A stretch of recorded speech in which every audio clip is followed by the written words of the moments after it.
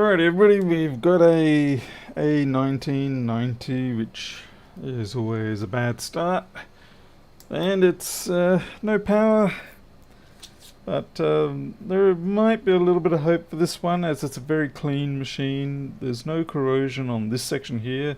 This here is the portion that often gets corrosion on it, and as soon as that happens, it's basically end of the game. It's over, because what will happen is that the corrosion gets under the VREG for the SSD, the NAND chips, and instead of being 2.5 volt regulated, we get something quite a bit higher than 2.5 volt, and the NANDs don't really seem to like that much. Subsequently, they die. Hey, Mike Sims, Christos, Mugi, Paul, Steve, Daniel, and Kenny Whidden. Starting a little earlier here, so maybe Jim Hook might turn up too. Actually got a whole bunch of machines in today. As usual with life, it all comes in great big clusters.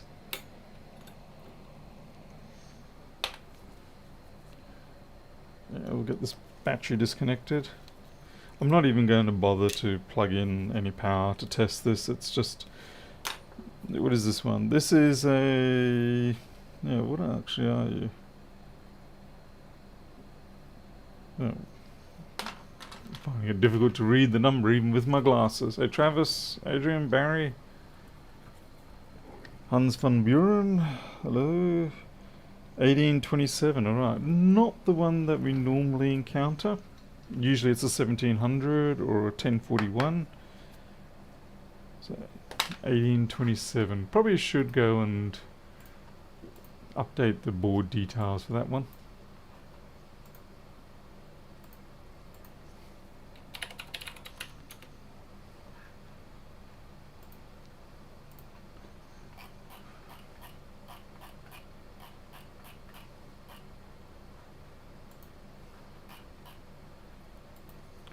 Eight two zero.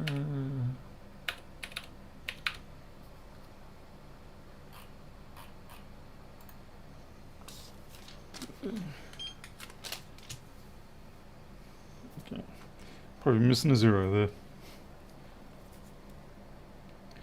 Now, what's irritating me at the moment with this machine is that you may notice it sort of seems to swivel a bit. That's because the person has one of those little stickery things on the back. And while they're all good and well while the machine is running, when it comes to actually sitting on a workbench, they're very annoying. I'm not going to take it off because I do know that often when people put those things on, they expect them to stay on, and if they come back from a service with them missing, they will not be happy. Doesn't matter if you get the data back or not. If that little sticker thing is gone, then all hell's gonna break loose. Hey, full wave. Atrophy. Hey, Warren. Yes, it looks very clean, which is usually not the greatest of sign, but I will admit that when it comes to the 1990, a clean machine is actually one of the few times where it gives you a little bit more hope.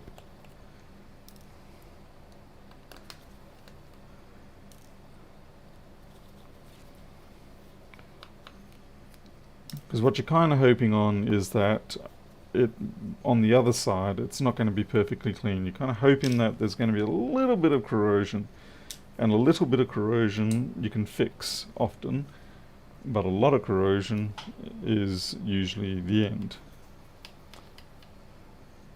Yes, it's very much like a lazy Susan. I'm just going to have to leave it be as a Susan. So I don't want to deal with an angry Susan. Thin foam pad to sit on. Well, I've got that, and I've got the paper. I'm not going to bother. It's not going to stay attached to the board for too much longer. Once I get the board out, it'll be okay.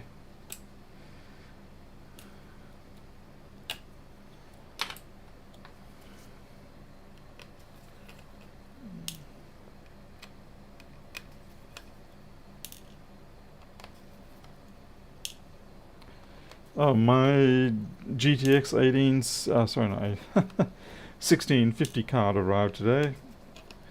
So now 7 days to die. Runs quite nicely with good graphics, even on the ultra settings. So pretty happy about that. The only thing I still can't work out with it using the game controller is how to do a 180-degree turn really quickly. Because that's something you need to do often, like if you're being chased by a zombie and you race into your fortress, your house, or whatever you got, you want to be able to quickly turn around and shut the door. But good luck trying to do that with a gaming controller on a PC. You can do it very quickly with a mouse, easy peasy. But a gaming controller, it's got maybe a 30 or 60 degrees a second rotation rate. It's not enough. You're going to be dead before you can get around and shut the door.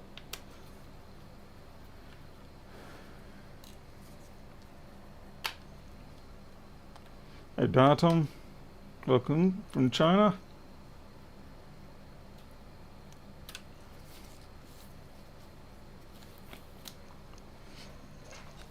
Well, Alita's not going to be... This isn't her machine, so she's not going to be angry at me much. If it doesn't go back with the sticker, she's not going to care one bit, in fact. Hey Keith McDermott. Yes, that's right, it's Green Day.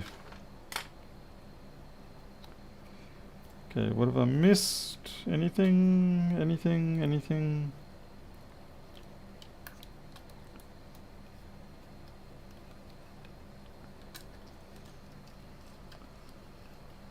Hey, 10 minute.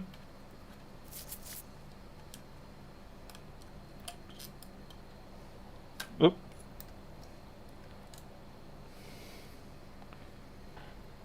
Alright, let's get this out of here. Put it somewhere safe-ish.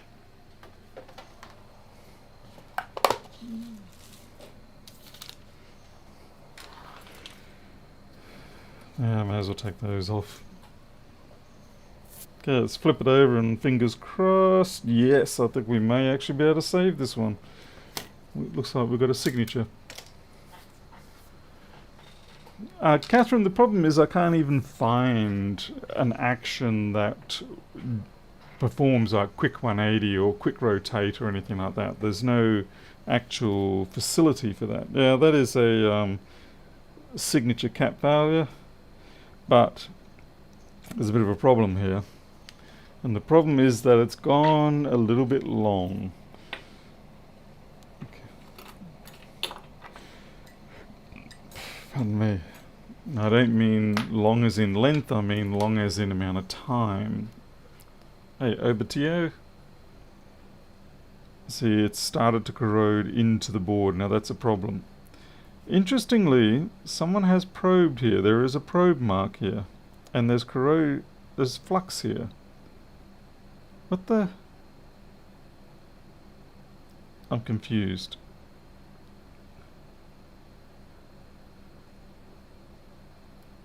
Someone's been here because there is probe marks and flux.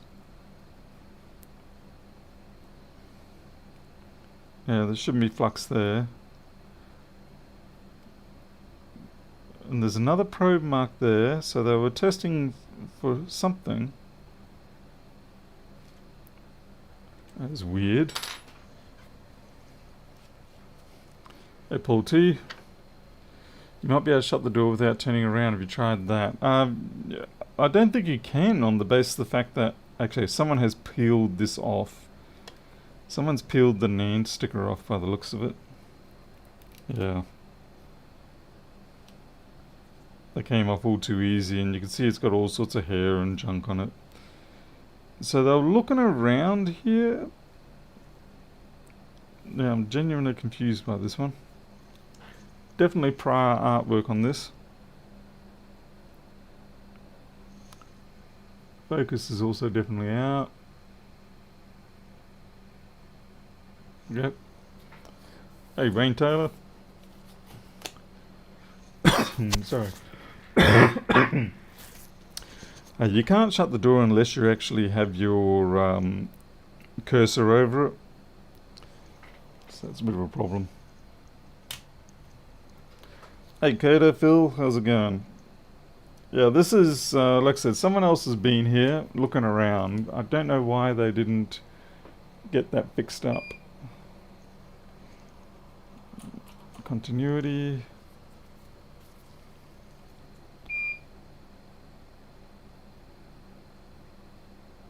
It's not showing short, and like I said, that is actually a great concern to me because it means it's probably buried itself into the board, and that could mean the end of the game. Okay, let's get things up and running. It doesn't look like it's been reflowed. I suppose it... you know what? I don't know. All I know is someone has been here probing and leaving bits of flux. And I would say there must have been corrosion there and they've cleaned it. That would be my guess. They've cleaned it, but they haven't had a microscope, perhaps. Am I cut in advance for when you fix one later? Oh, okay, I can live with that. Yeah, I'm gonna have to hot air this off. Hey Pedro, you're a bit slack. I told you 20 minutes ago I was gonna be online.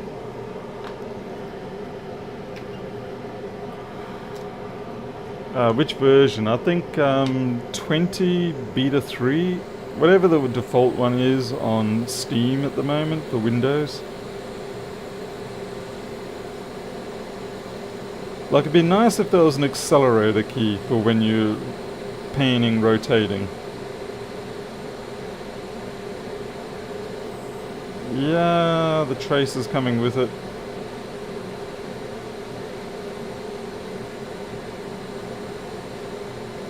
Okay. Yeah, that's not a good sign.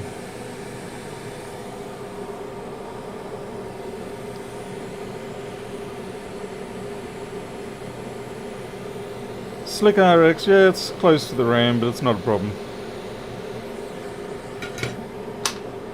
Just because you're near something that's underfilled and stuff like that doesn't mean you have to panic about the hot air. It just means you've got to be smart about it. Okay, so this rail is the shorted one. That one hasn't shorted, but this one has. If I had to guess, I'd say it's that one there that's dead.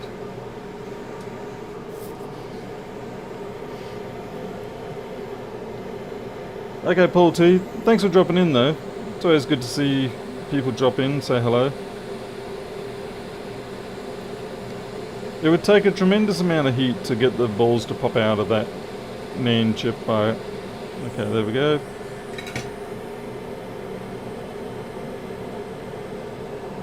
The trace hasn't burned off, it's actually corroded away, that's the problem. So whatever liquid came in and corroded it, ate the trace. And I was right, that cap was damaged.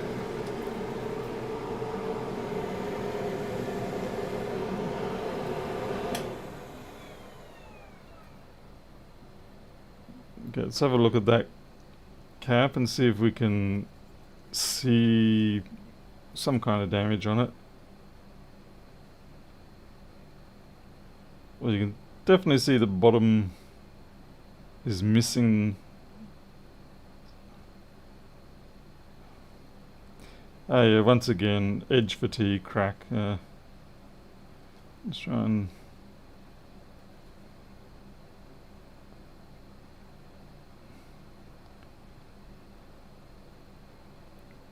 At the bottom of it, near where the tip is, I can see there's a crack there.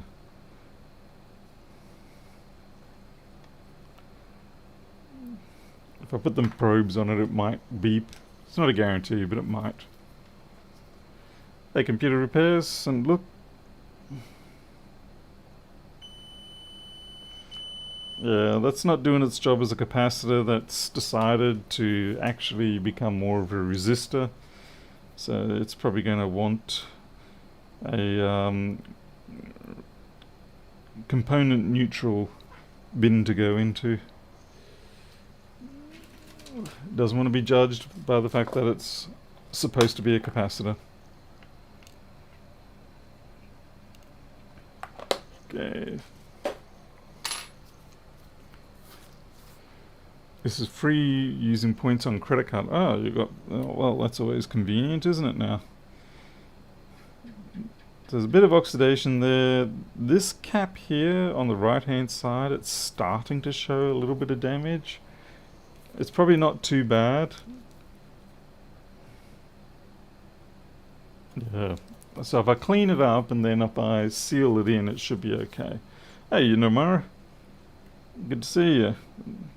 Another person I try to occasionally get earlier streams in so that you can jump on board.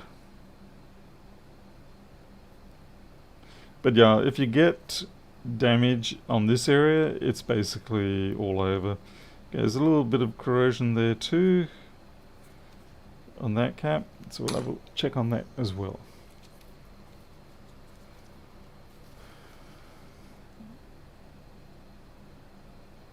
Okay, no short on that.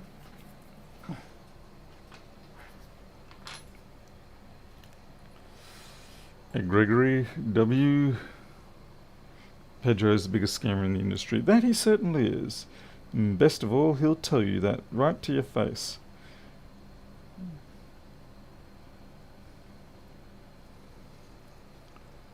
Why don't you ultrasonic clean it first? If you ultrasonic clean it first on MacBooks, you will lose the hints that guide you.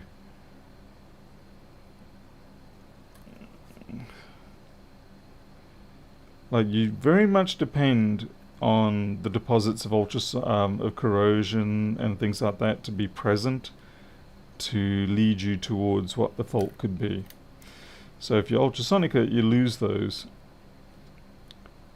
It's kind of like taking a crime scene and washing it down with a fire hose and bleach and then finishing it off with vaporized formaldehyde. You strip it of all the things that could have led you to a victory win. Oh, that's good, Yinda. Unfortunately, I still haven't managed to find a good one for your friends, which is sort of playing on my mind a lot. But not much I can do, to be honest, until some good ones come in. Yeah, this person really, you can see they must have reflowed it or something. Because that is not damage that I've done, it was on the other side completely.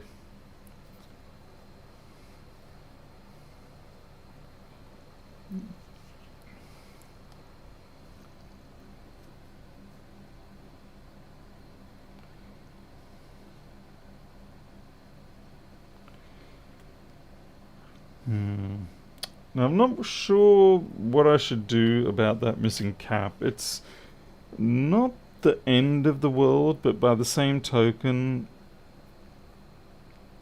because there's no point in me putting the cap there to there, because the vias are what takes it to the other side. Now I can try and put another cap there and just hope that it bonds to these vias, the via stalks rather. There's definitely corrosion on that trace.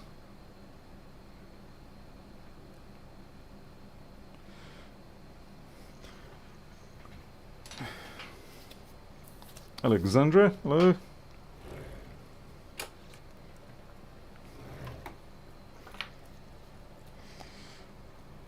Alright, well, we may as well see if this thing's going to boot.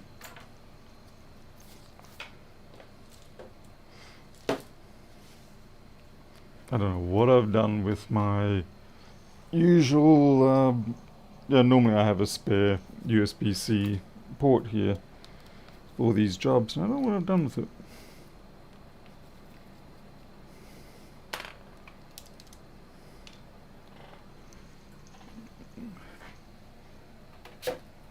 Guess it just means I have to buy another couple, and then once I've bought another couple, they should reappear.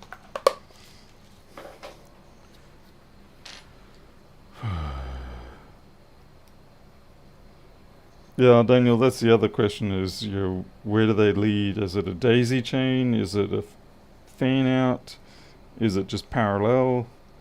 I'm guessing in most cases it's going to be parallel. They just do 2 vias to be able to distribute the current requirement, minimize the effective resistance. Let's see how we go.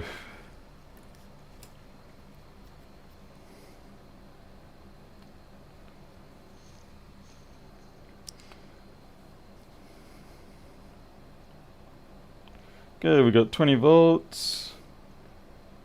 300. Okay, it looks like this is booting. That screen looks different. Something's changed on it. So this machine might be okay, but we're gonna have to, I'm gonna have to see what I can do about those caps.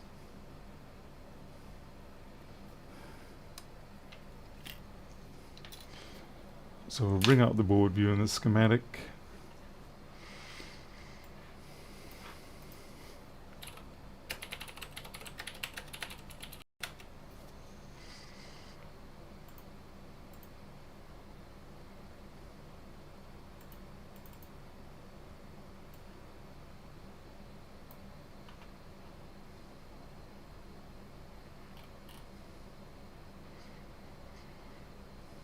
Yeah, what board is this? 1827. How do I not have an 1827? Okay, I'm going to guess it's going to be like the 1041 maybe?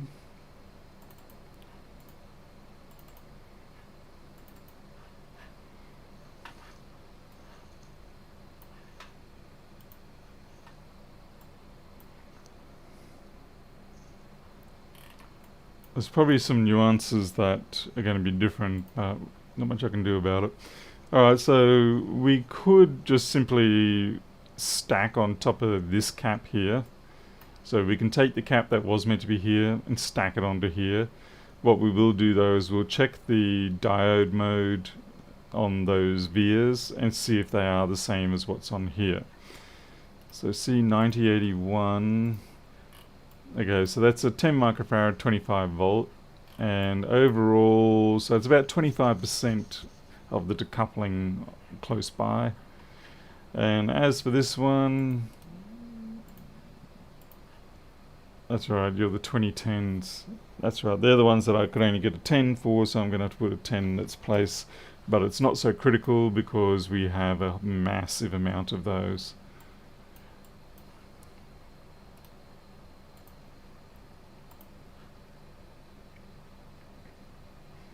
Okay, I see. Technically, it's not as big a problem, this one, because it is on the input side. This is basically PP bus G3 hot, and this decoupling is simply just localized to the chip to try and, when you put decoupling on a line, you try to keep the capacitors as close as you can to the chip that needs the energy. But the rest of that line probably has, several hundred more microfarad of decoupling built in. But because it's not close by, it means there is an effective resistance along the trace, which will inhibit the maximum sort of voltage, or the amount of, the amount of energy this chip can draw, or current it can draw instantaneously without the voltage dropping too far. So that's why you have localized decoupling. So let's see, 10 microfarad, 25 volts, 603. Let's grab a couple of those, or one really, and we'll just double stack it on the other one. Welcome back, Coder.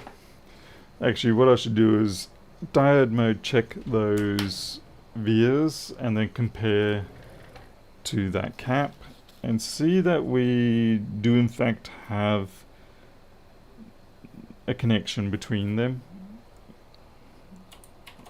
We should do, as far as I know, there's a hell of a lot of vias going on and through the board for that rail. Okay, focus is always fun. Open, that's no good. Okay, do I need to clean my tips?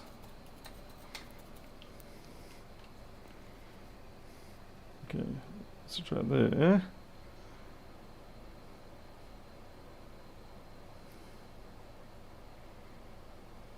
See where it stabilizes. Okay, we're going to call it about say 0.41, 0.42. Okay, and you can see 0.41, 0.42. So there is a connection between this pad here and this pad here. So if we just simply stack on the capacitor that's meant to go here, up here, it'll be okay. It's a little bit naughty, but it's not really that bad.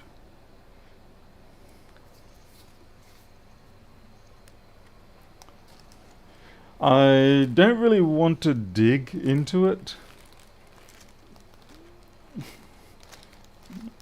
Oh, shit.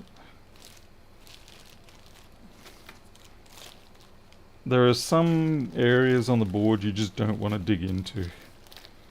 And that's one of those areas.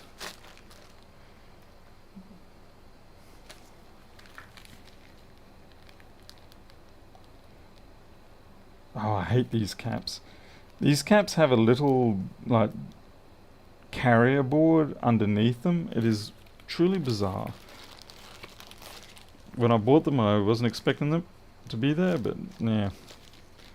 Looks like we're going to have to go the donor route. And I suspect iPhone 6 may be our winner here. I guess we'll see.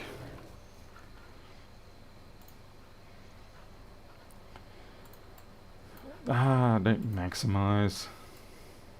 So we want 10 microfarad, 25 volt, 603. Search, find 10 microfarad, 25 volt, 603.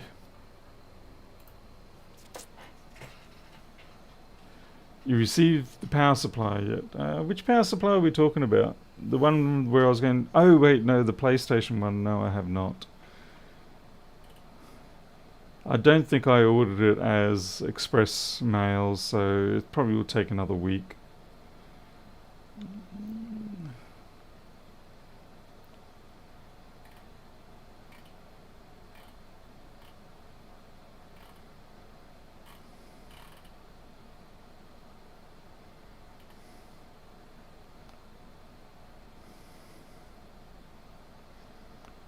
Triple 30 apparently has it.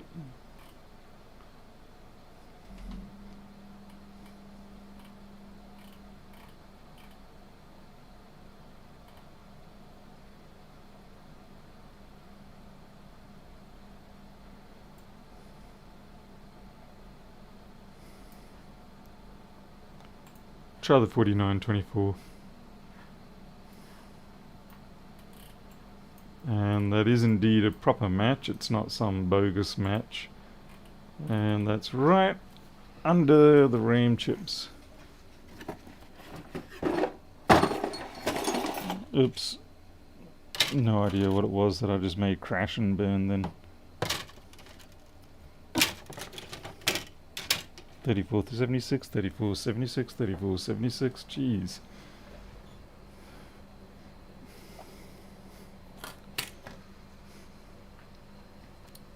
PR and Catherine. Catherine and I use the GameSir. Yeah, GameSir something TR1 or something like that. I apologize, I'm not exceedingly up to what it was that I bought. I mean, sure, I bought it, but you don't honestly expect me to know what I bought.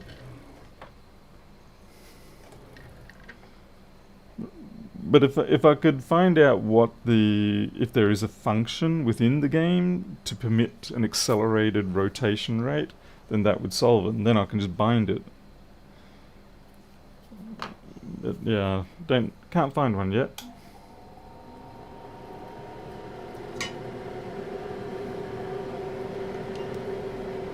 Alright, so this is our cap.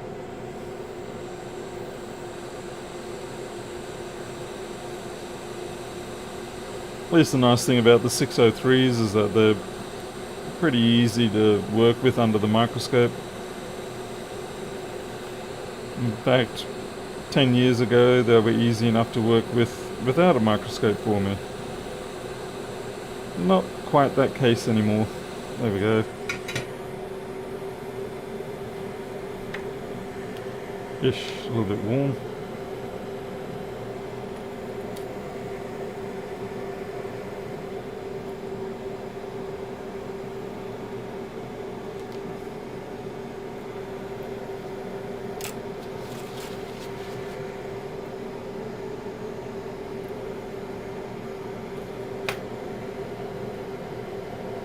So we're just going to side stack it.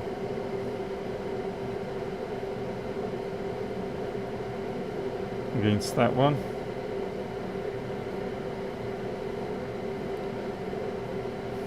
If we can get it to let go for just a few seconds. Fine, be that way. Oh, you're an irritating little thing. What we'll do is we will pre-solder the sides of that cap. Mike Sims, you can get a Cronus Zen and make your own accelerated function with your controller. Oh, gee. It sounds like more drama than more money.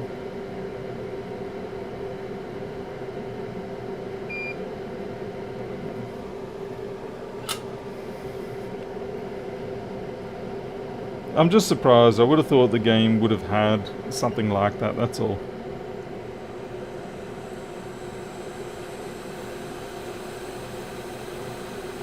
Come on, you can do it. Get together.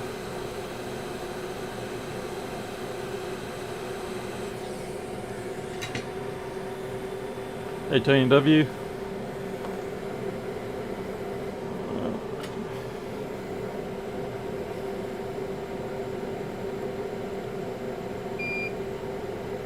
Because of the amount of heat that's floating around on the board, as I touch it, it does tend to want to, reflow again.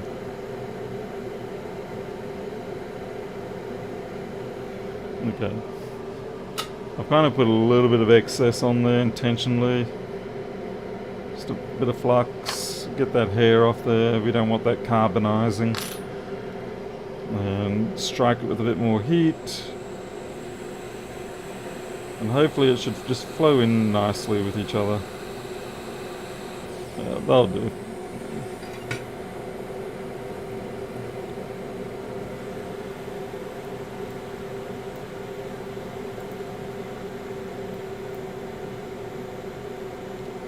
Okay, fortunately that's ground there, and that end of the cap is also ground, so the fact that there's a fairly close sort of bit of solder blobbing going on there isn't a real issue. The real issue is like if there was too much closeness between this pad and there. I still might try and pick up a little bit of that solder. I know, it seems silly, I just took the time to put solder down and now I'm slurping it back up. I guess I just get a little bit paranoid.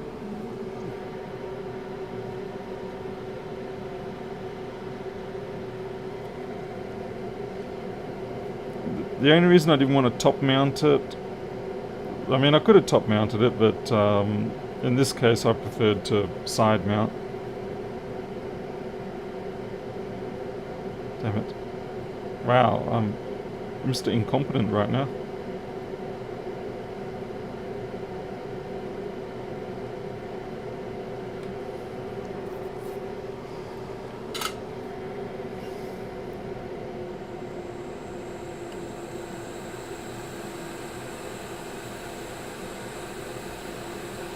Oh yeah, that's better.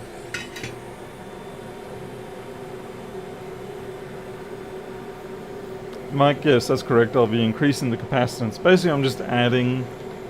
What I'm doing is...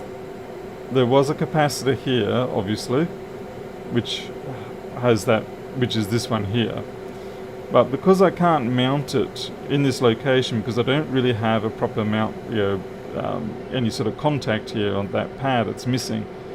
I just simply put it in parallel with the existing one, because all of these caps are in parallel already. So they just collectively work together to become a bigger capacitance. So yeah, they're meant to be put in parallel.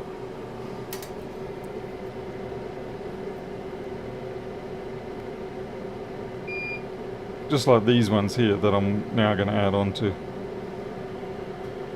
They're all in parallel so that you get more microfarads, which is more decoupling, but you're maintaining it in a more manageable package.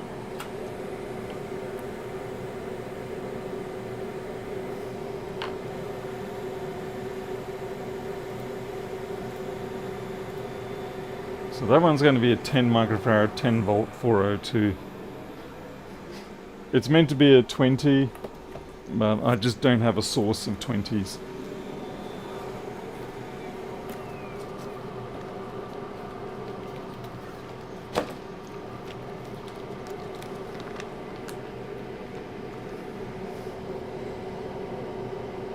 Geez, I'm running, I better order another 100 of these. I might be able to now order 15 microfarad ones, but still most likely cannot get 20s.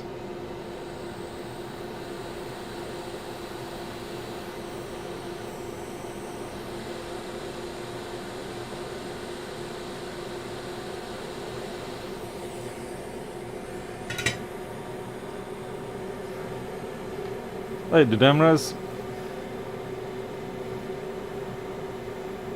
Yes, B-Dog. Usually with capacitance and decoupling, what we do as designers is we basically pick a random value to decouple with. Like say we take 4 of them, put them together. And if we find that we get brownout situations or transition sags that are too severe, we'll then just keep adding more capacitance until it's good. And once we've found the value where it will reliably operate, we'll then add some more just for good measure. So probably another 20% more is typical, sometimes 50% more, depending on the situation.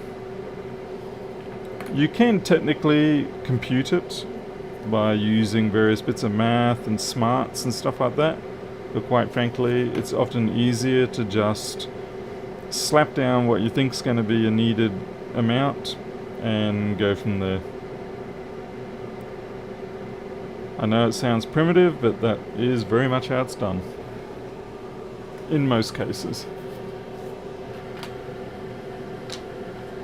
It's not very often someone will sit down with a calculator and determine what capacitance is needed in that local region for that particular chip. Most of the time also the data sheet will tell you what the chip is kind of wanting. So it may say decouple with 100 microfarads as close as possible to the VCC pin or something like that. That's usually how you see it represented. So if you see that, you'll put 100 down and then you'll probably put another say 30 or 40 at least.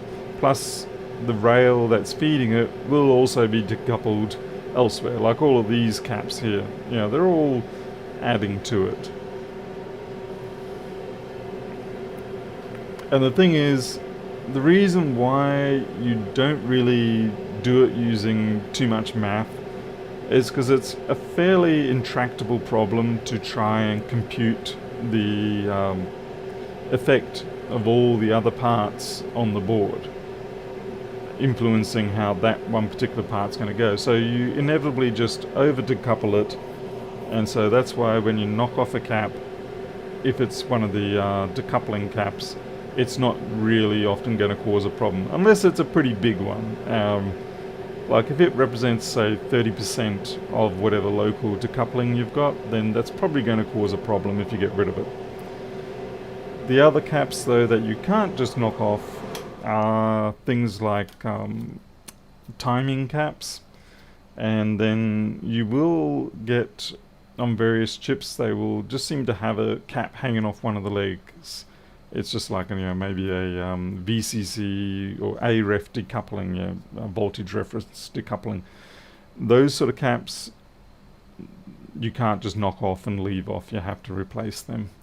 But general stuff on the mains rails coming in, you can be pretty loose and fast with that stuff. Or check with an oscilloscope. If the ripple, you need more capacitance. Well, that's probably another way of doing it. I guess you sort of do that. If you find the board keeps misbehaving, then you throw the scope on it and see how it looks. Alright, I have a feeling this might just boot. Fingers crossed. It's probably going to be one of those ones that needs a battery though.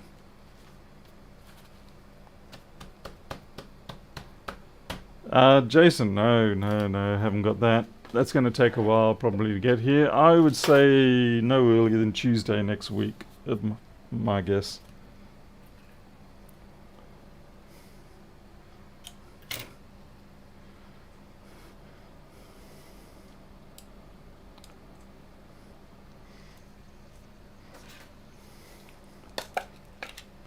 I sent a squawking letter to Toll today because yet again they didn't deliver to me. Instead they just drop it off at the depot. Well, it's not even a depot, it's just like a drop-off point. It's one of the local businesses, but the really annoying thing about that is that that local business closes at around about 3 o'clock in the afternoon. So the drop-off tends to happen at just after 3. And so they drop it off there, but the business is already closed, so you can't go along and collect your package, even if you wanted to, until the next day. I mean, it's a bit like fighting with banks or lawyers. You basically don't really have much chance. I will say though, you probably got more chance with lawyers, legal stuff, because at least you can engage a lawyer who will be more than happy to fight your cause against another lawyer, because that's what they do. That they're not all together in a great big groupie, apart from the fact that they'll have to charge like wounded bulls. But with banks, you got no chance. And couriers, you pretty much got no chance, because they know if you give up on their service, you just go to another one, and churn to them, customer churn, is no drama at all.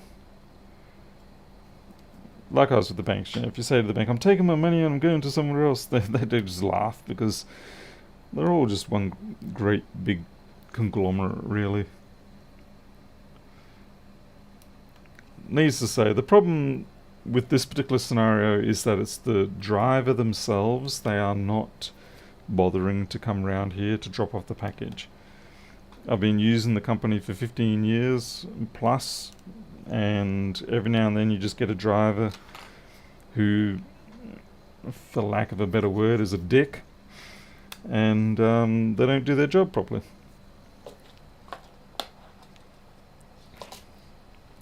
We don't even get carded. That's the hilarious thing. It shows up on the tracking that says out for delivery, and then 3 o'clock comes along, and you know that the driver's going to head back to Townsville at about 3:30.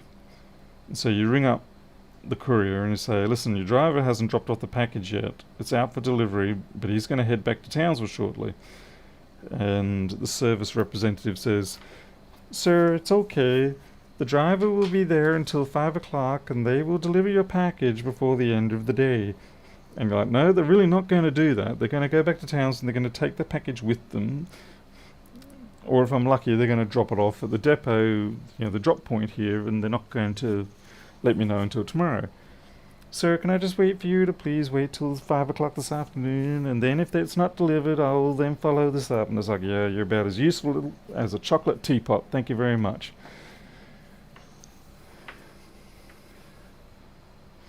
Travis, the trouble is, he doesn't ever turn up, so I can't even do that if I wanted to.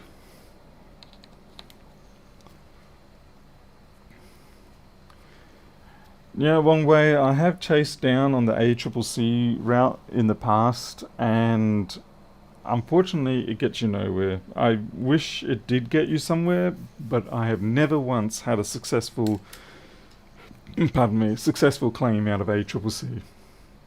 Okay, we have a booting system.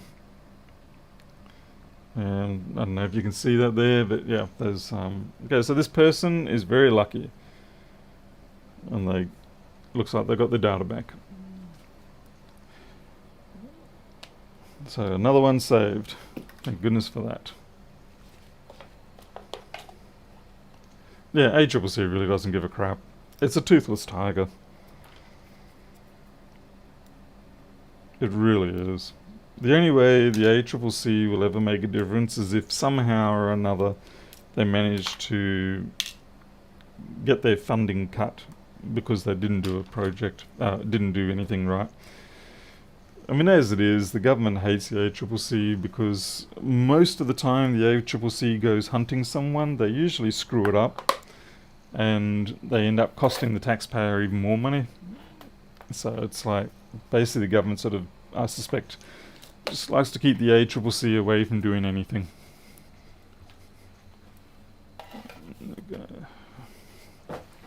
Yeah, kicking boxes around here. Come on, clean up your mess. We do have Australia Post parcel post lockers in town. Our problem isn't with Australia Post, it is with Toll. Although I am having issues with Star Trek now, because for some reason the people who were doing the Star Trek deliveries are no longer doing it, and subsequently it's just the Australia Post deliveries that are doing it. But the trouble is that they don't deliver anymore for the next day for me. So instead of getting it in the afternoon, I don't get it until the next morning. And for most people, they say, well, you know, you're a business, you finish at 5 o'clock. What's the problem? You know, you don't need your parts until the next day. You're already finishing. It's like, no, actually, I need my parts for that night.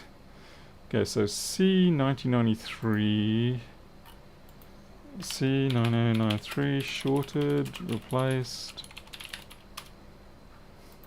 C9081, C9081, corroded.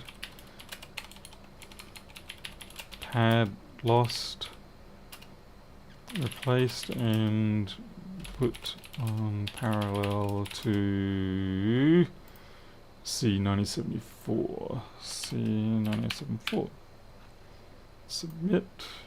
Okay, all good. Tom George, they won't do that. That will actually probably in fact make things take even longer again.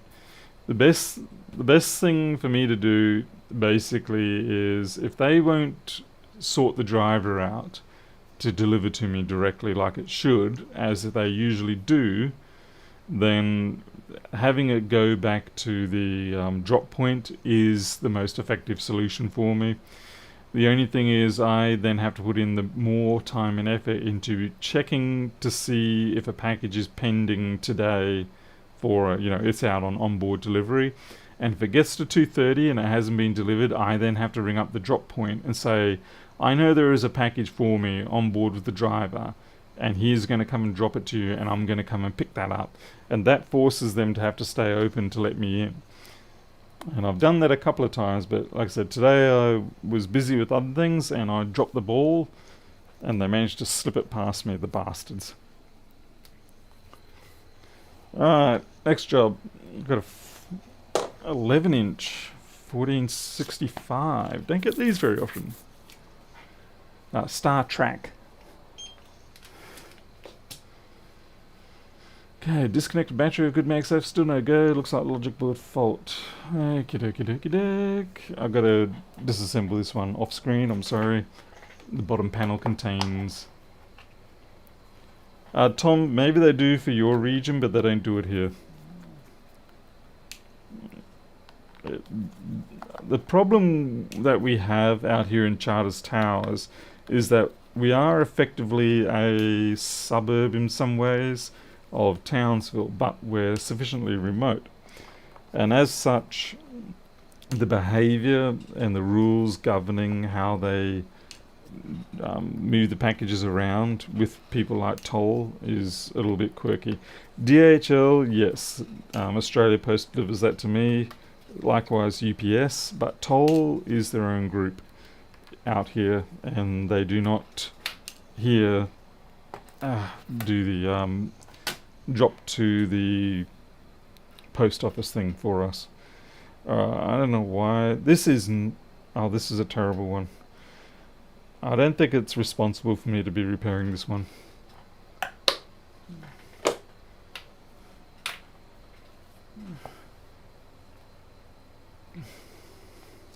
They're cute, but my god, they can come with issues. I just find them a little bit too small to be practical anymore. And I've got to admit, when I was younger, like back in 2003, 4, I was really excited about the 10, 11-inch little E machines. They're pretty cool. Okay, we've got nothing. We've got 47 milliamp. We've got no MagSafe, and we've got no chipmunk. So, alright. A colossal short on PP bus or something else.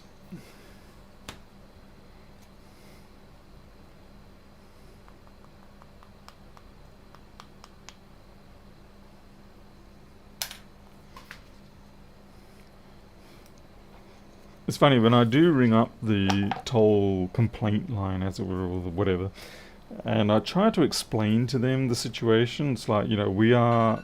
Oh, alright, well, that's the micro insulin alarm, so I better go do that. So you can sit there and just watch the computer do nothing. Disconnect the battery. There you are. Watch the computer do nothing while I've gone and doing the insulin shot.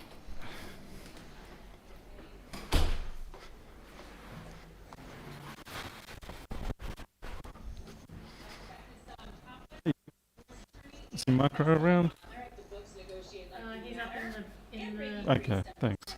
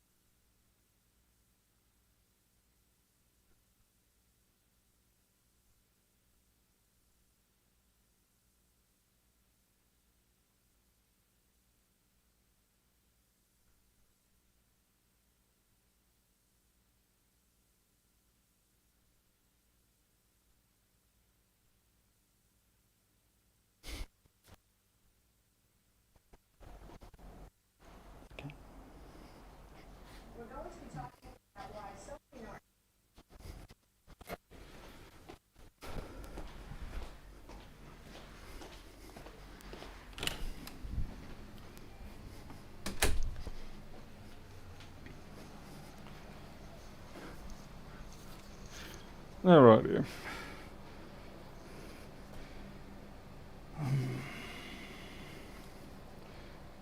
Yeah, this is the, was it 2012, 2011 one? So it's going to have the 34, 35 board, I think.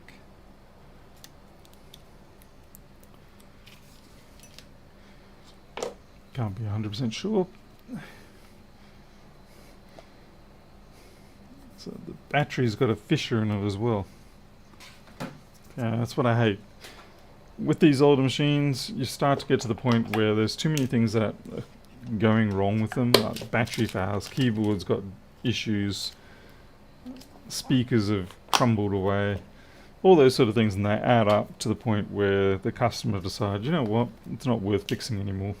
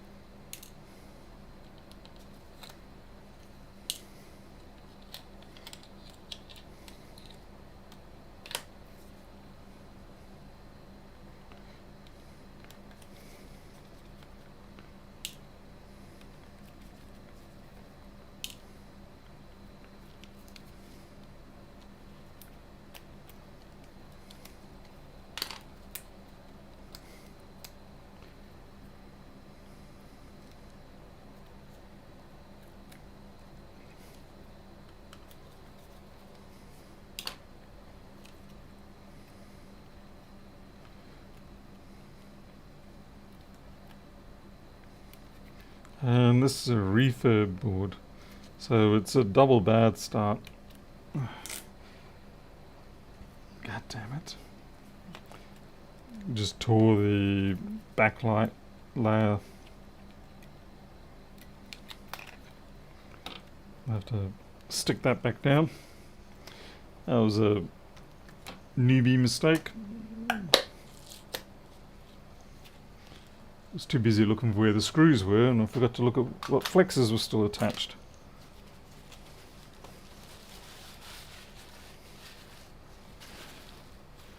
What is the worst machine ever? Depends what you mean, what criterion you're using for worst. I mean, you got the A1534, which is a disaster. A1990 or the A20 01700 board is probably one of the worst boards in terms of survivability. There we go. Miles got them both. 1425 is an unpleasant board simply because it's just a weird Frankenstein board, and getting parts for it is a pain. I mean, getting SMCs for it is bad. They love to chew their SMCs out. I guess this is a very high-end board, really, for its era. 1.7 gigahertz, 8 gig RAM. If this goes beep, beep, beep, 3 beeps, then this is a trash can model. 2915 at least was repairable. At least, yeah, you could make it work. Like I said, it comes down to what you consider to be the criterion for worst.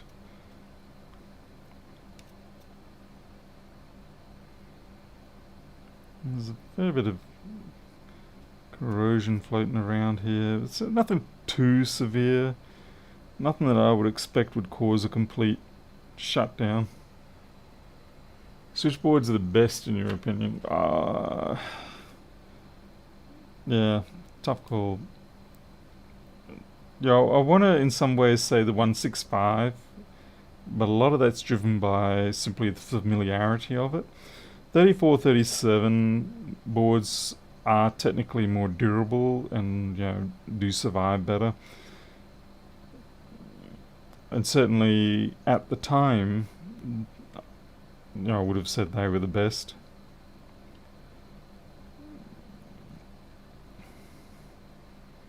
There's a bit of nasty corrosion on that screw for the CPU holder back there. I'm struggling to find a genuine culprit.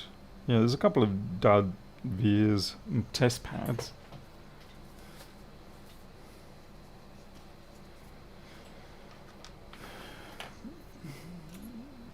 Like I said, nothing's, you know, yeah, this is pretty gnarly, whatever got onto there, so we'll be expecting to find something else around it.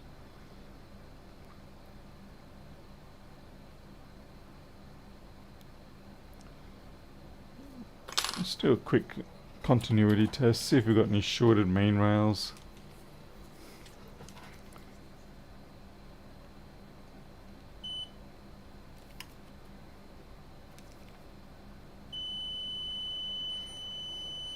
.4. What board is this? That could just be CPU itself or the GPU side, in which case it's not actually shorted. Although I must admit, even for a machine of this era, that is a fairly low value. Is this buried under the flippin'... oh, there it is. 3208.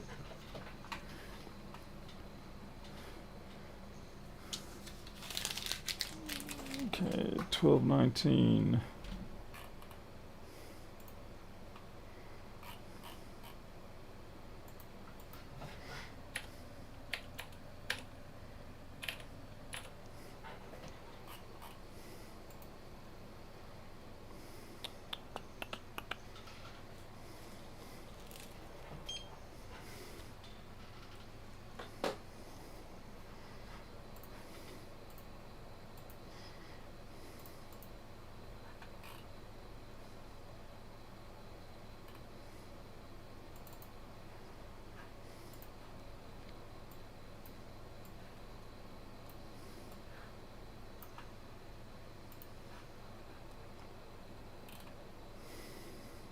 Yeah, okay, that's V core, so I can't go and blame that yet.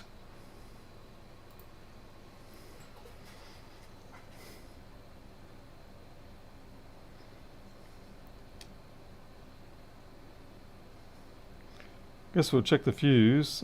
I mean, yeah, there is little specks of trash and whatnot around the SMC, but not quite yet ready to blame that.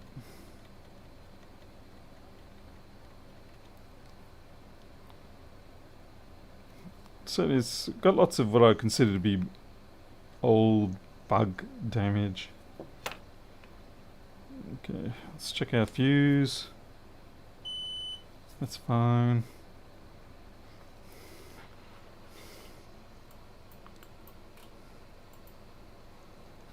Let's check if we don't have a short to ground.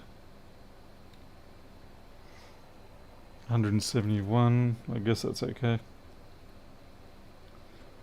Wonder if it's the DC inboard at fault.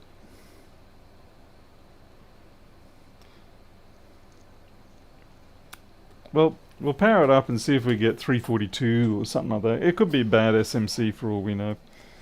That's going to be fun if it is. Unfortunately, I have to take this DC board off because I don't think I've got one of these ones conveniently located anywhere.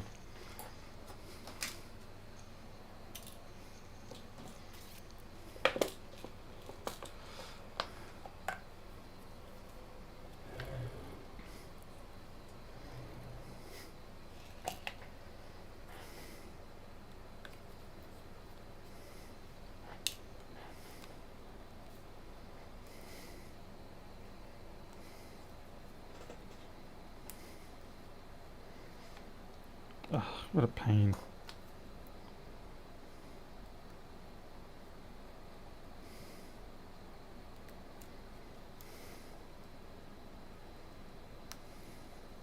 Ow. I've noticed that stabbing yourself with tweezers is generally not a good option.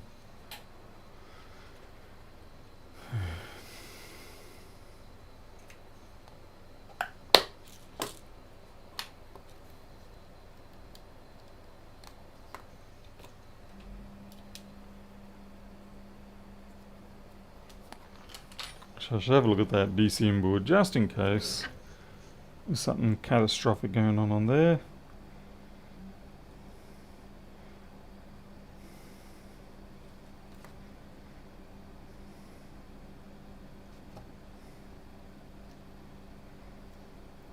I mean, that MagSafe input looks pretty damn bad. Been burned out a few times. But we'll see, we'll see.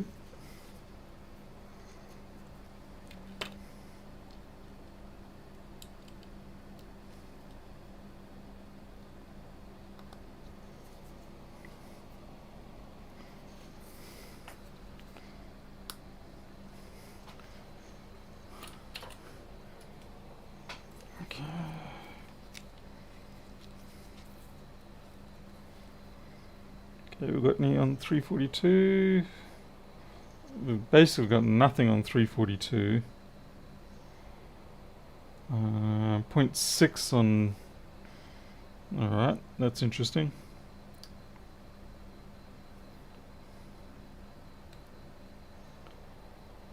.6 volts, eh? Okay, let's see where our J6900.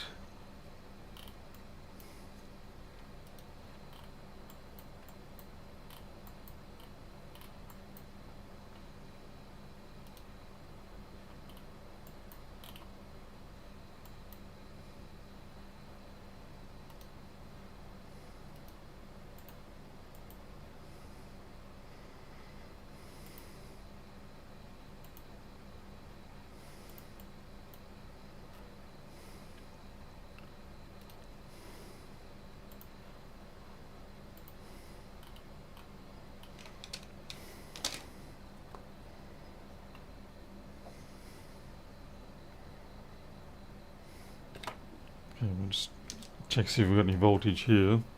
I'd say chances are we do not. But we'll see.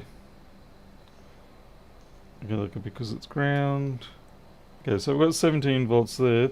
So we may have a problem with the Q6910 or that sort of area of the input. So we have a look over here. So we do have voltage here. And we're just going to go and check this area.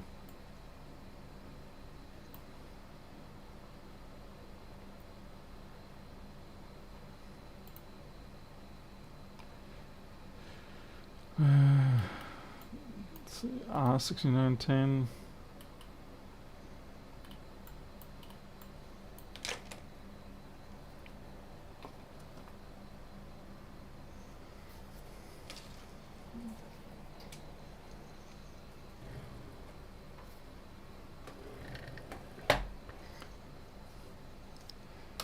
Catherine, yeah, we're using Windows 10.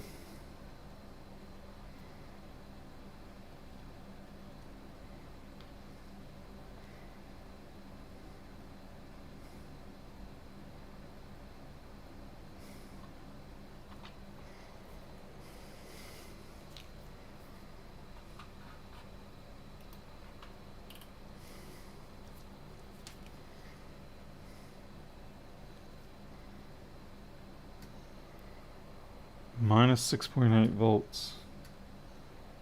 17 volts, so we are getting 17.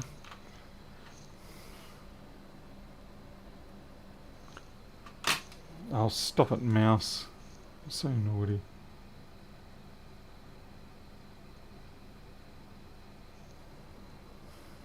Hey, ICT. Yeah, I thought it was the ISL, but yeah.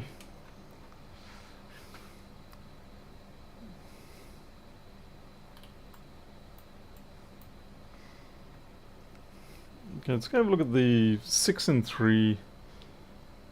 Sorry, the 4.7 and the 10 for the 3v3. Hey, where are they? God damn it, they've moved it around.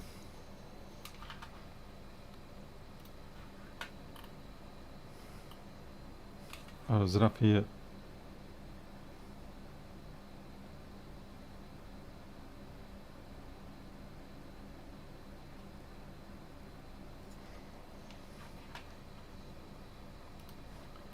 $69.20.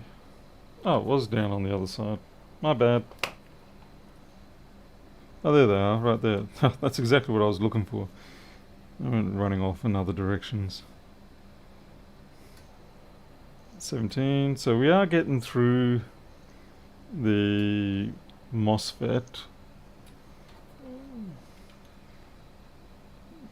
So now we want to see if we are getting 6905, which is up here somewhere. I think it's that one there. Okay, so we've got 17 there. Shouldn't have anything there. Yep, that's right. 17 there. So we are getting through the diode thing. So we have a look at the schematics. So we're getting 17 volts here. So we either have a bad controller, something pulling down 342, a bad feedback divider. Yeah, there's a few different options here. Just disconnect power for the moment, and we're going to go into resistance mode. We're going to see what resistance we have to ground on 342. 1.4. So we've got a short on our 342 line. Question is, which side is it?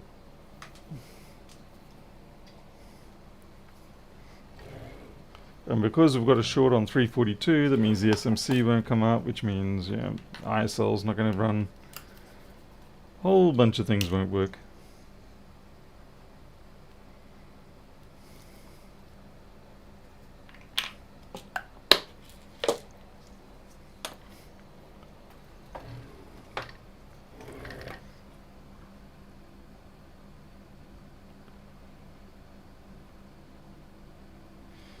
So what we'll do is we'll take that inductor off and see which side of the inductor the short is.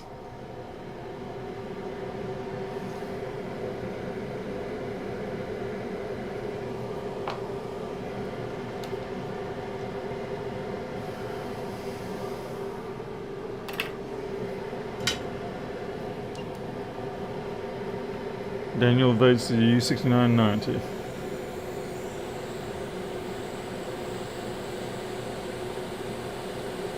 Well, guess we'll see.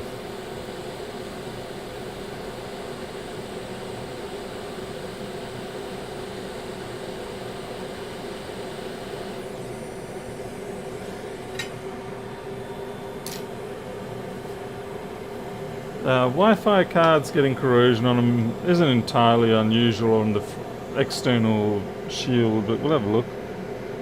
Yeah, that just looks like normal surface corrosion. The card itself seems okay, the contacts seem okay. It's just pretty typical. So this obviously is being kept in a wet, sort of humid environment. Probably a person works on the coast.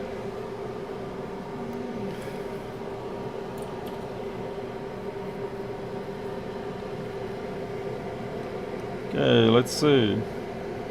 Not that one. It's that one there. And that one there is... Let's see.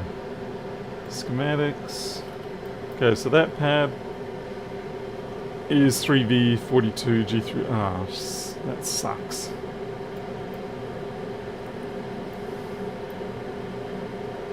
So pin 2, so it's the one potentially going out into the world. So it is not U6990 at fault in this case, or at least likely not 6990, it's something out on 342. Which means there's a good chance it's probably going to be the SMC.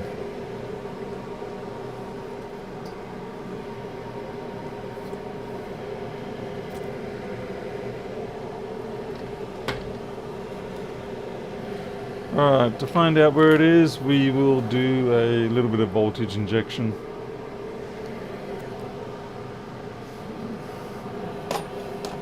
Not a lot of point me going about it the hard way. Or at least by willingly go about it the hard way. I know there's sometimes I do things the hard way, but it's not because I willingly choose to do it that way. It just happens to be the way I did it. It's going to be a bit of a tight fit. Plot twist. Busted PCH. Well, you might be right on that. It's possible, but I'm putting that low on the possibilities though.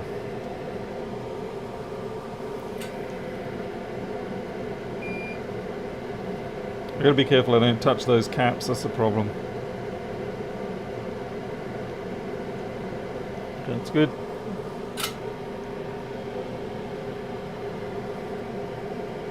And we just need a fat juicy ground now, something that we can... All of these ground rings are too anemic. I need something juicy. Wow, useless. I guess I'll use that one there. At least it's right next to the SMC. Let's have a look at that SMC edge on.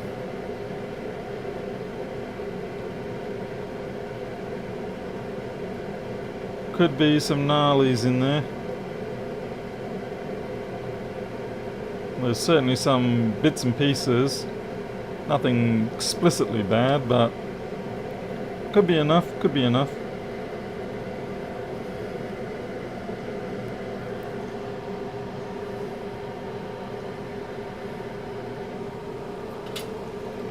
I see everyone's plotting against me now.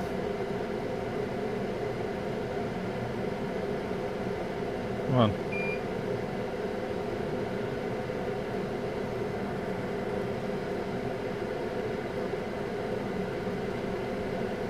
Yep, that's a terrible join, I agree, but it's going to stay. Hey, GD Tech.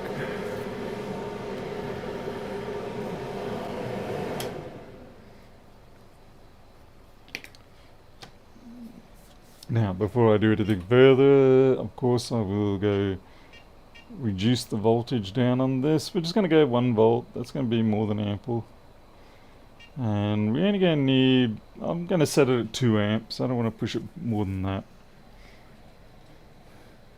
I don't believe in running in with full amps and full volts straight up. Yeah, it's a good way to occasionally destroy a board that might have been repairable. Hey Sudi, it's been a while. Put a bolt through the hole. What is this? Frankenstein's monster?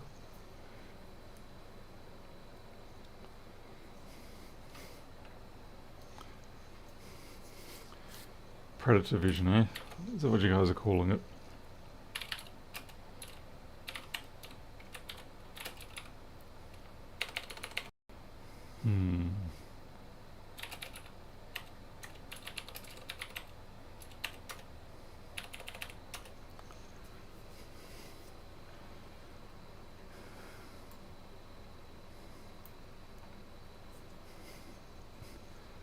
God damn it. You're on the new kernel. You're supposed to bring me to the goodness. Don't do this. Great. If I start losing everything, I'm going to be very upset. Because right now it's locked like that. The program has quit, but damn it.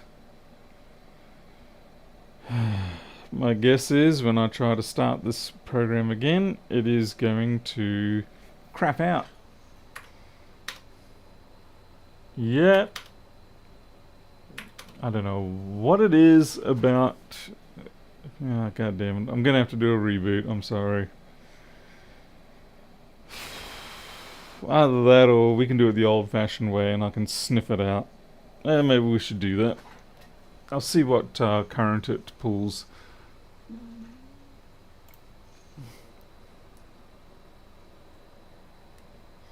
I'll be very glad when the kernel moves out of the RC stage. Not that it's a guarantee that things are going to work.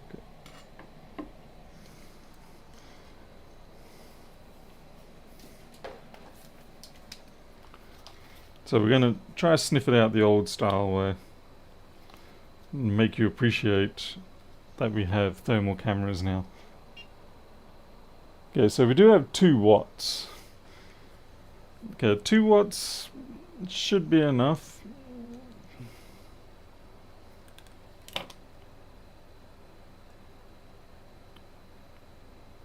I can already feel it's CSMC.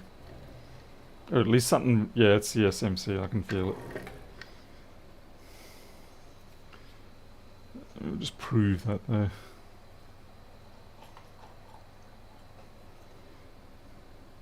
Bam, right there. Okay, it's not 100% guarantee that it's the SMC, but certainly the SMC is manifesting the glitch in that point. Now, it could mean that whatever the SMC is connected to may be shorted. The only way we can really find out is to take off the SMC and see if the short goes away. Of course, it may actually go away, and then we put a new SMC on, and it comes back. That's always fun. Unfortunately, there's not a lot you can really do about that. You just have to, go through with it and hope that you actually get a winner. Yeah, everything's kaput now. God damn it. Alright. This isn't a 164, this is the earlier model, but close cousin.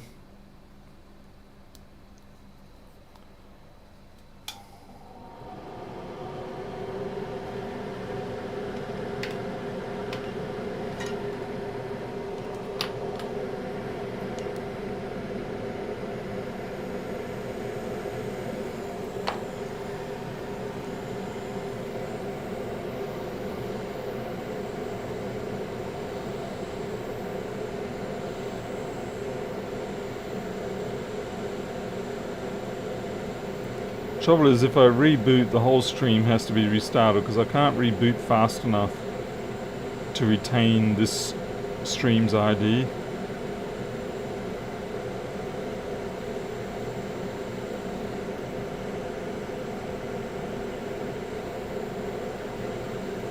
The edge bonding stuff that they're using on this one is not the nice stuff that just comes off in one piece. This is the crumbly BS stuff.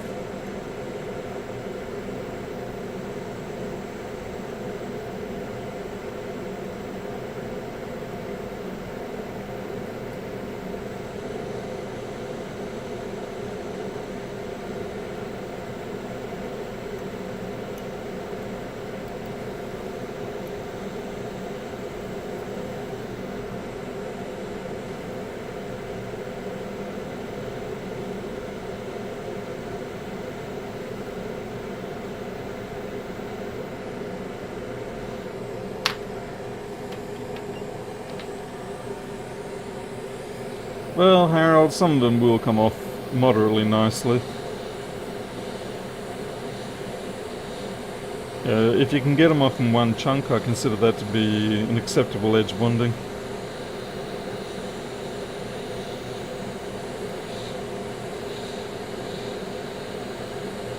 Now the parts are packed in pretty close around this SMC, which is extra fun because it's probably not going to come up so easily due to there's likely edge bonding stuck under there. So we could have a sweet mercy moment coming up, and we do not, thank goodness. Looks like I deprived some people of pleasure there, thank goodness.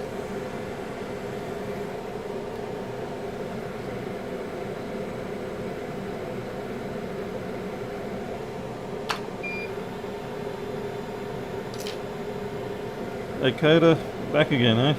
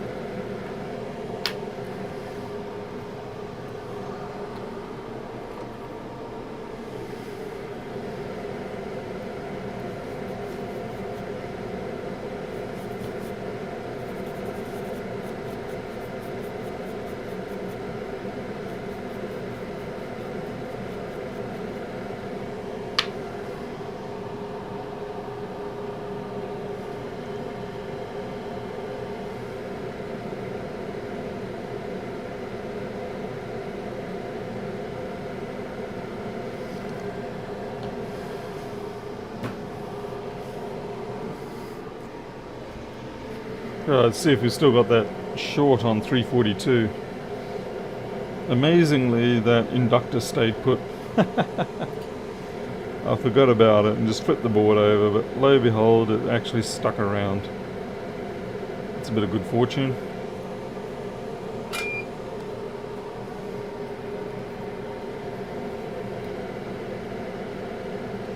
Alright, so we do not have a short there anymore. So if I do plug this in, once I put the inductor back on, we should get 342. But of course, you know, nothing else is going to work properly because we don't have an SMC.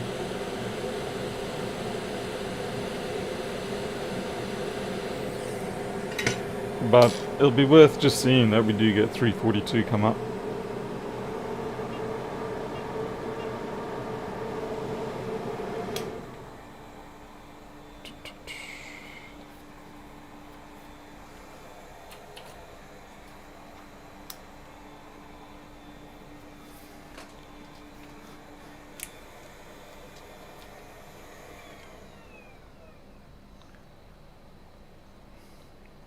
interesting. We do not have... In fact, we've got nothing.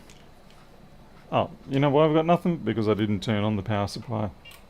Right, now we might get something.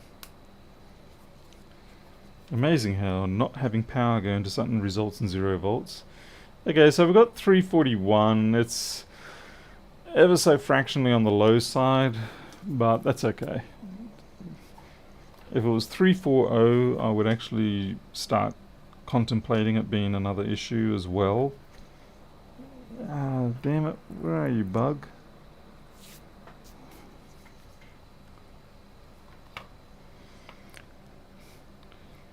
Yeah, I'm watching out for that edge bonding. I just sort of wanted to clean it up first, test other things first before I came back to it to clean it up. You've got order of operations.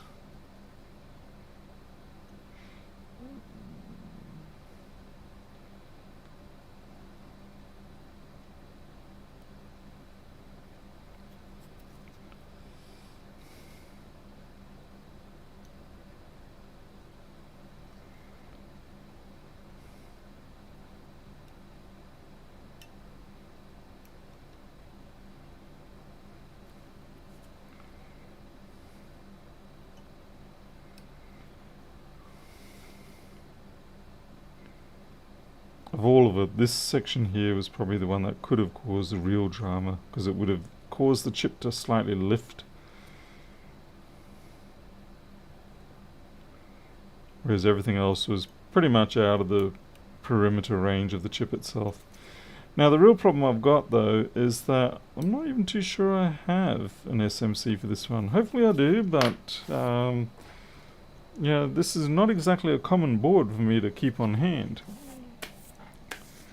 Yeah, I'm genuinely...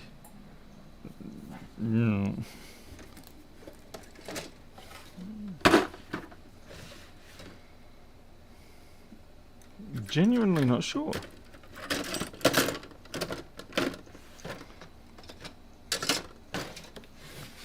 Just see what 11 inches I've got. Yeah, because 99% of your stuff is all 13s.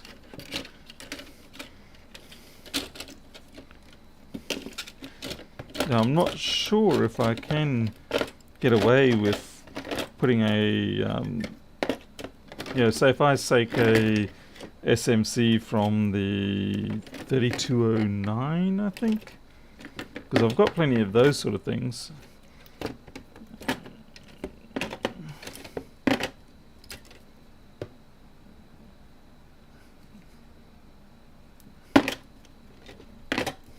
I mean, I know I could sort of go through the flashing process, so I might have to actually do that. It's not really what I want to do, to be honest. Yeah, I do not, amazingly, do not seem to have any 11-inch donors. Oh wait, what about down here? Oh god, no, oh god, no, you're 1424s. Run away.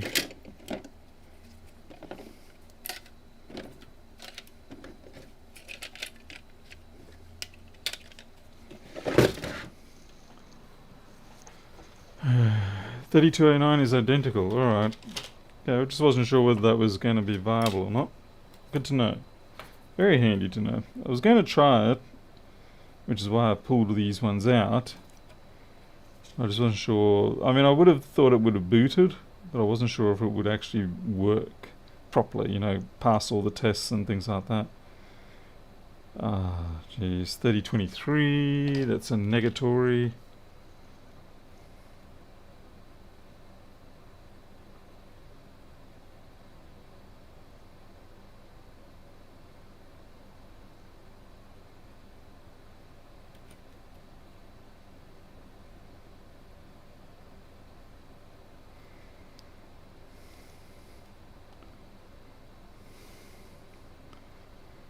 This is a pull can't find it board. Ah, there we go, 3209. Does it have an SMC? Oh, shit's sake. Someone's already stolen that one. Okay, that's fine. We've got a couple more.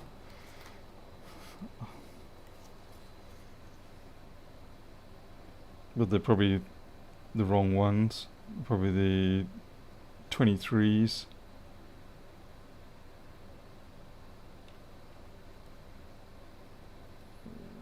Yeah, that's a 23. Crap. 24. Jesus. 28, 38. Seriously?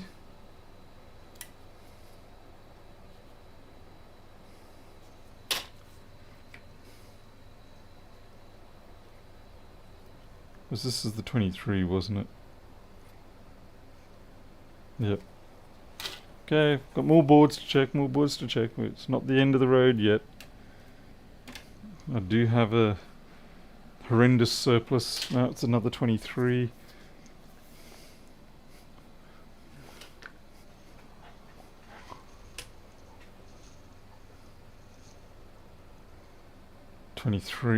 Guess who's got lots of 23s? 23.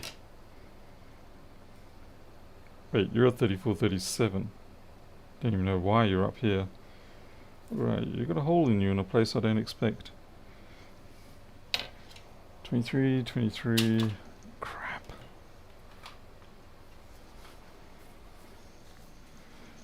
Alright, now I'm starting to panic.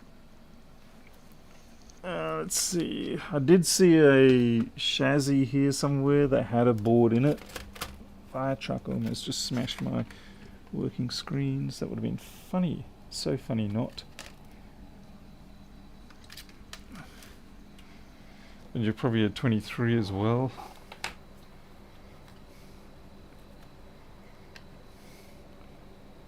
Oh, lo behold, you're a 23.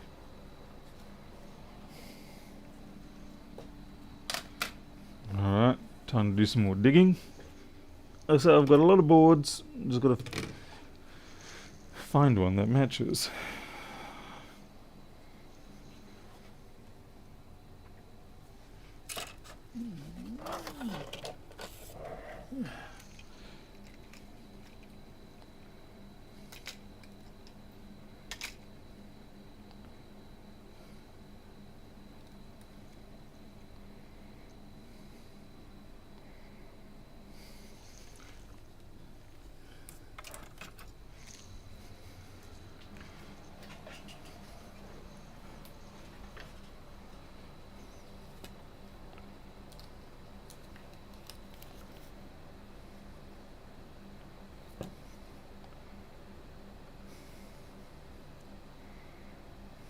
Yeah, this looks like it's an 11-inch, but it's the wrong one.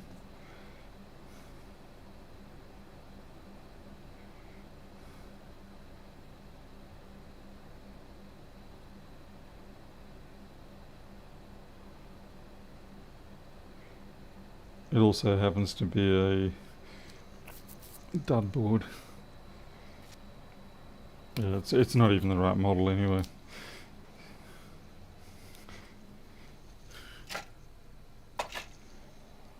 Ah, come on. This whole workshop and I don't have another one. Okay, I've got some other little boards. Found a few more. I don't even know. I think these are 164s to be honest. Pardon me.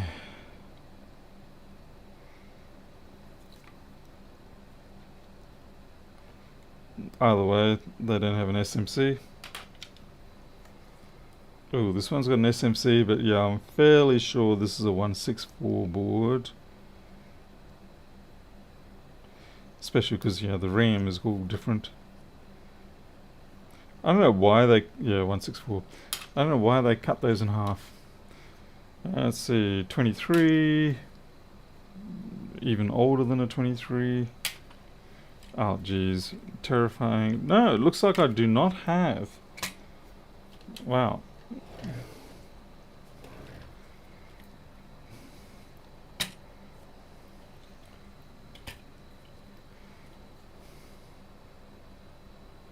Right, 34, 37.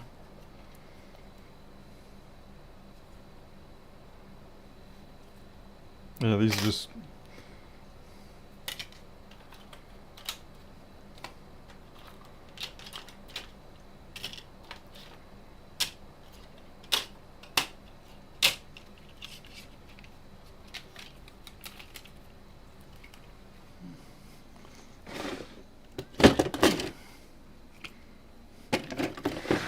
checking my 13-inch box again. Ah, sorry.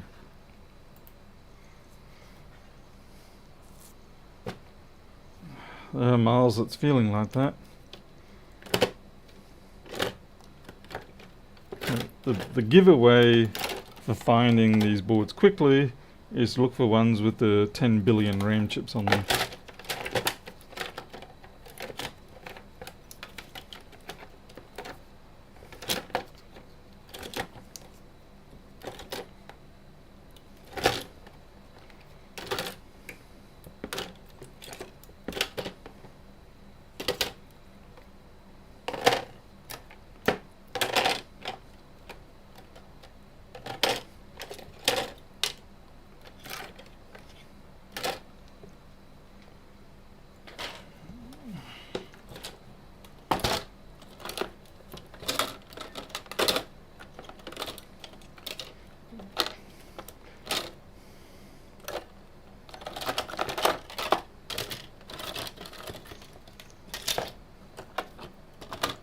I'll be very surprised if there are any of these boards I'm after in here, because I pretty much exclusively kept this for 3437s and 165s.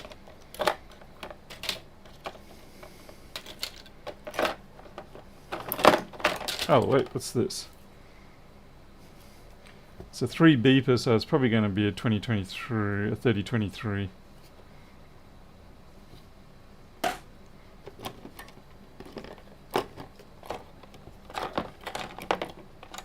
And almost all of these have no SMC. Yeah.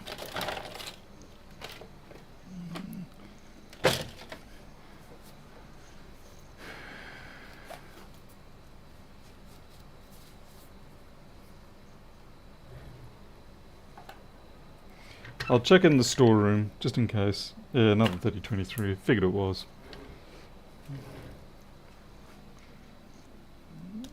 Okay, I'm just going to go check in the storeroom, see if I've got some secret stash.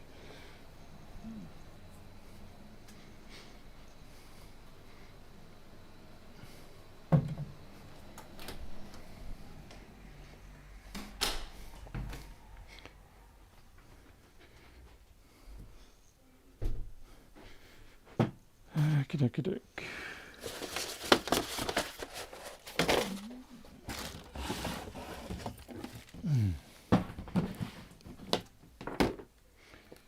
Thirteen.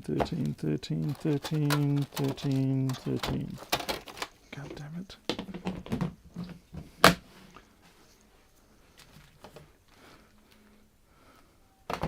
165s. Okay, large stash of stuff. Let's have a look. Oh, this was sent by someone recently, I remember now. Probably all going to be 3023s though.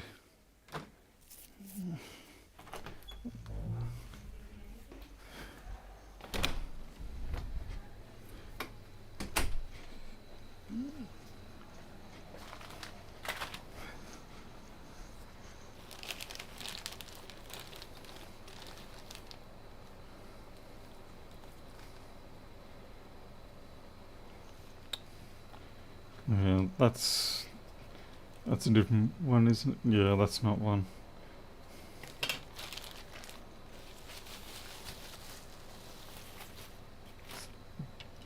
So if we look at the shield up here, it's different. Again, see they've got the broad shield there. Got nothing there. What the hell is this one?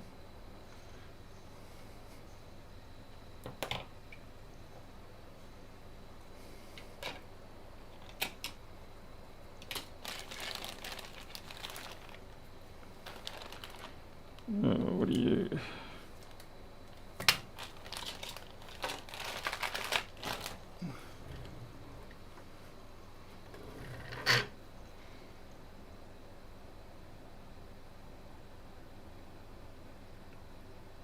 Why did they do that?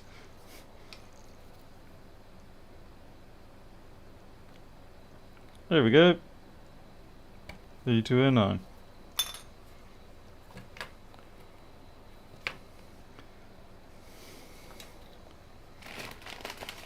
Saved by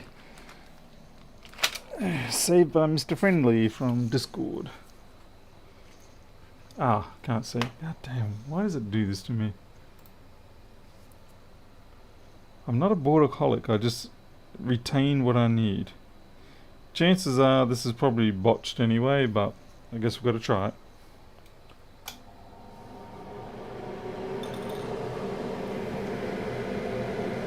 Yeah, B-Dog, unfortunately Lewis can't really do board repairs anymore, so he has to find something else to do. It's not him trying to, yeah, it's not him giving up on board repair, it's just really not realistic for him to be doing it anymore. I'm sure he wouldn't mind doing it occasionally, but there are some limits.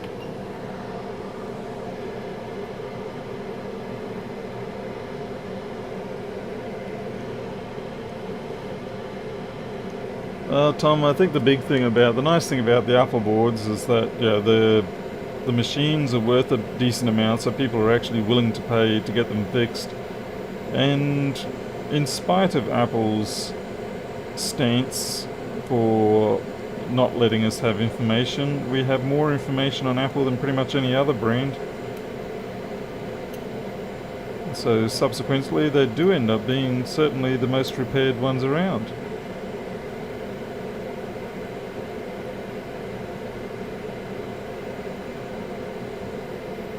They're also of the nicest machines to work on in terms of it's very easy to get to the main board. There's consistency between the versions.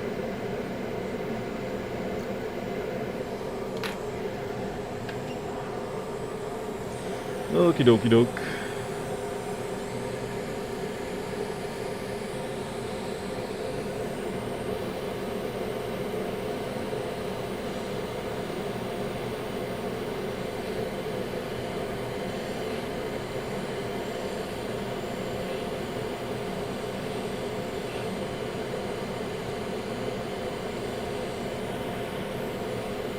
I'm putting about a 80% bet that this SMC is going to be no good.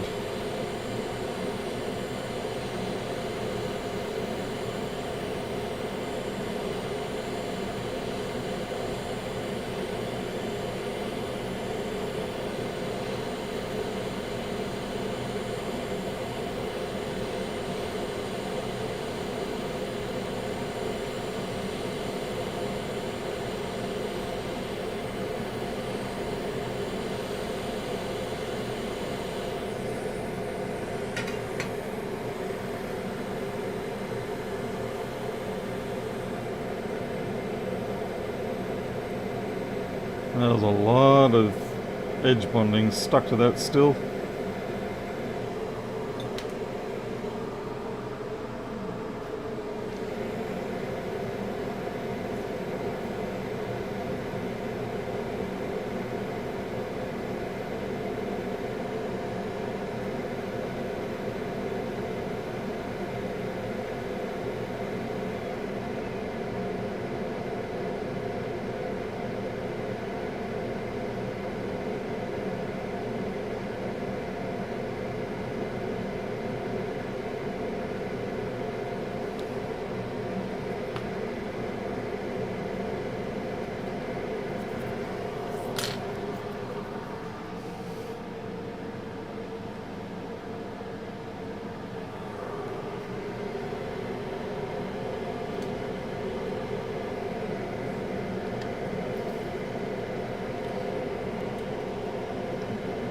Yes, SMCs can fail in all manner of ways.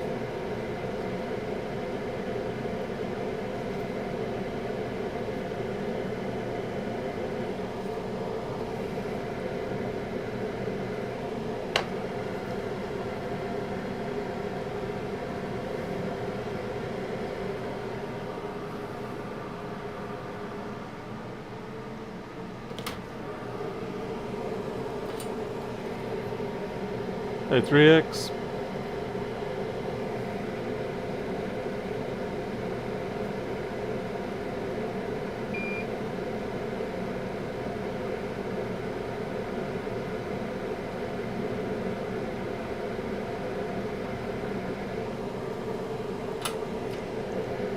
This one's a little bit messy, gonna need some cleaning up.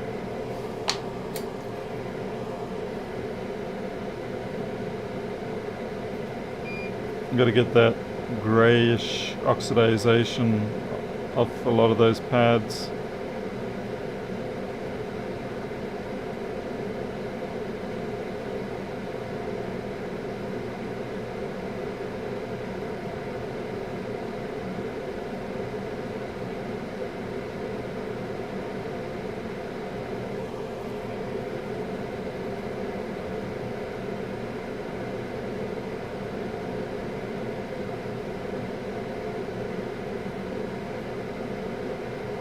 That's going to be a difficult one or two.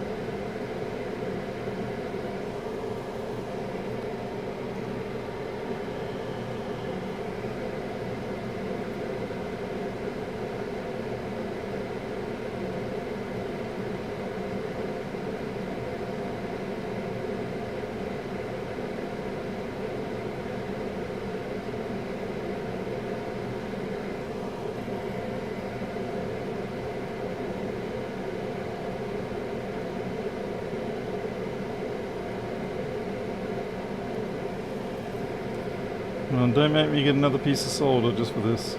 Yay!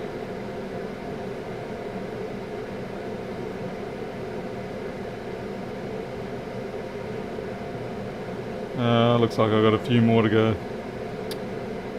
It's annoying.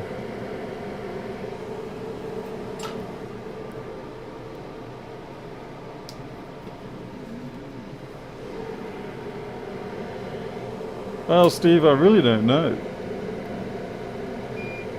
I'm not really left with a lot of options in this instance.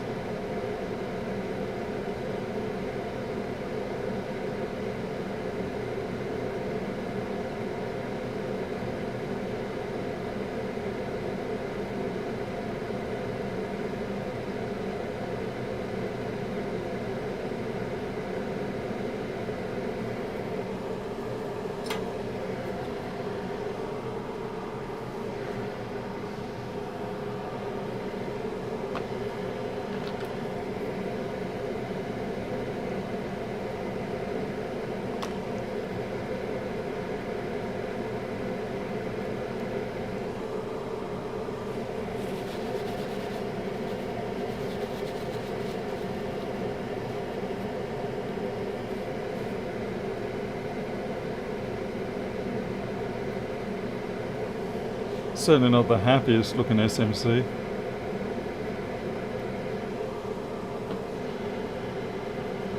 Why don't you dip it in a liquid solder bath? That's a good idea. Funnily enough, I actually do have one of those. Use it for tinning masses of cables all in one hit. Makes it a lot easier.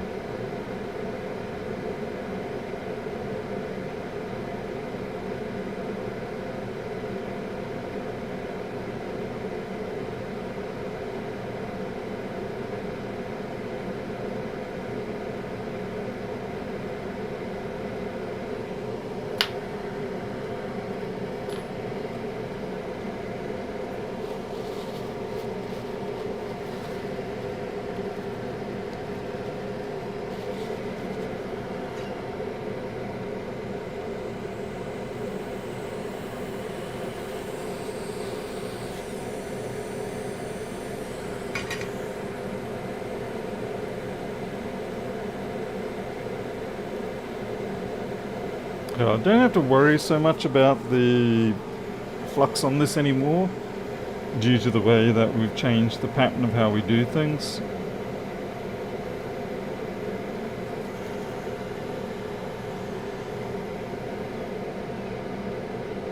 Though it probably wouldn't hurt to clean out all the damn fluff.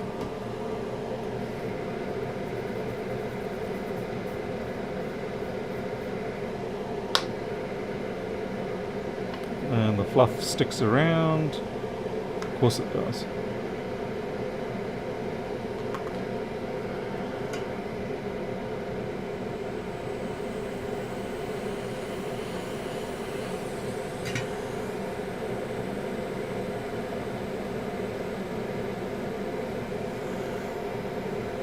It's not really a major problem that there's one or two pads there which have, you know, a little bit more solder on them.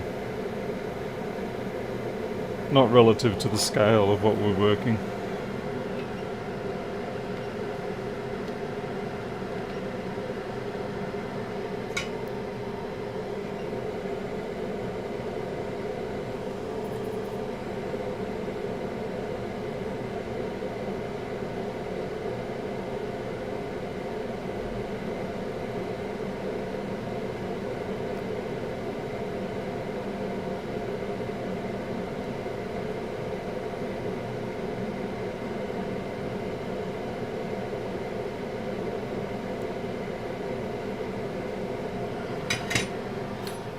Alright, so that's our two locators locked in.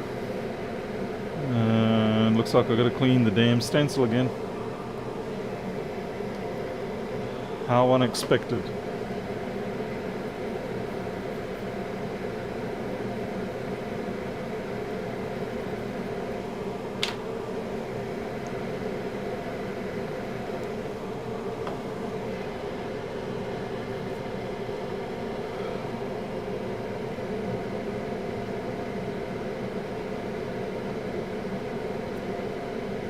Bloody cat here.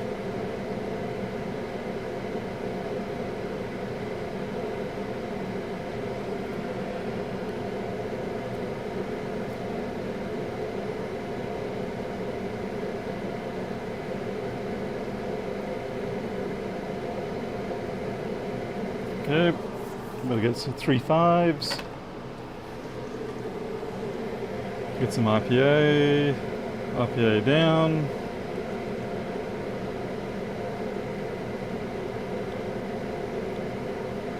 .35 spill.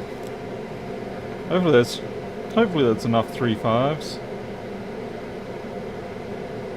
Should be just. It'll be very close if it's not. I'm a smidge short by about 5 balls. Actually more like 8. 10. Maybe more.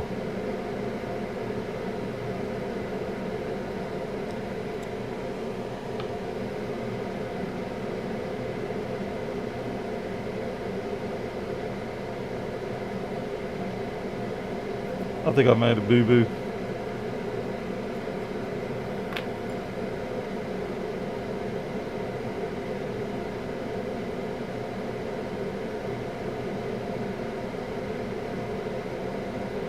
Well done. Yeah, that looks okay.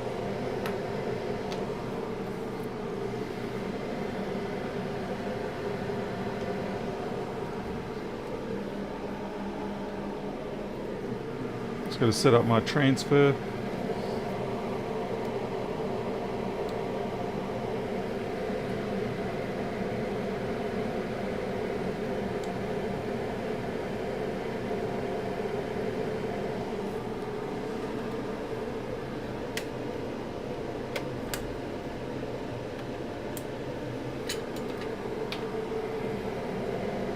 Okay, let's see if we can not botch this up too much. I'm going to try from a different entry this time. Just see if it works a bit better.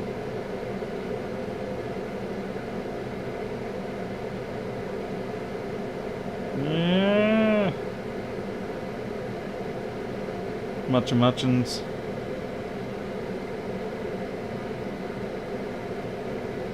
Crap.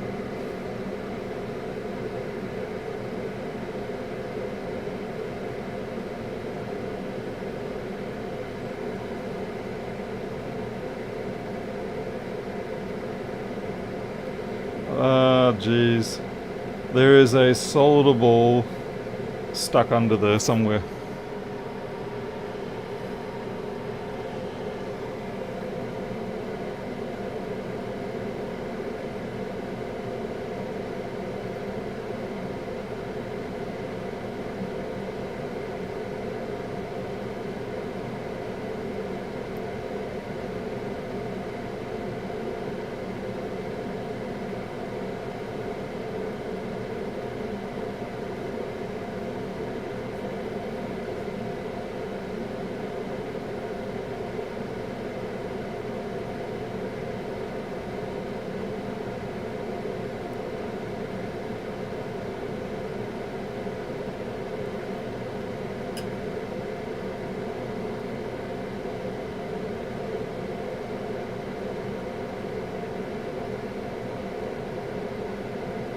Alright, we're good. A little terrifying, but we're good.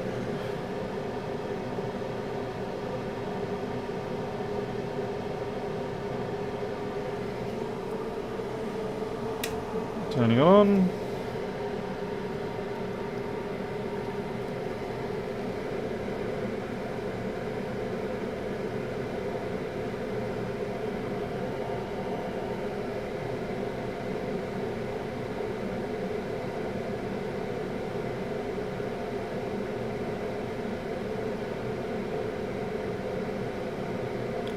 Paul made a boo-boo. I shouldn't. I was getting impatient. Okay, so what we'll do is we'll wait for this to melt down a bit. And we should be able to just direct them back into the holes like we just did. And we've got one missing there.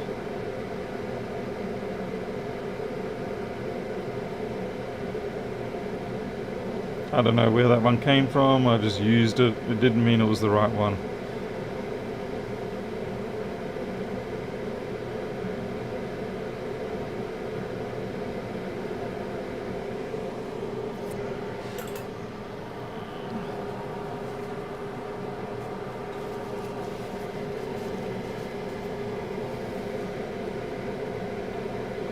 Sarah, we're just trying a new technique. I used to always hot air them.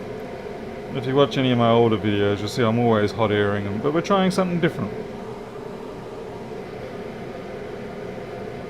Because trying different things means you can sometimes learn new things. Sometimes it means you completely stuff things up.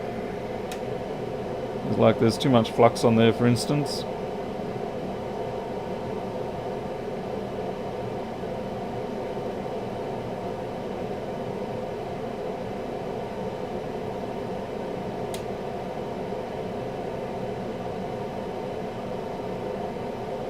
Way too much flux, Paul. I should have waited until it was hot before I put that flux down. But yeah, I was getting impatient. But they're all flowing into place now. It's like watching popcorn.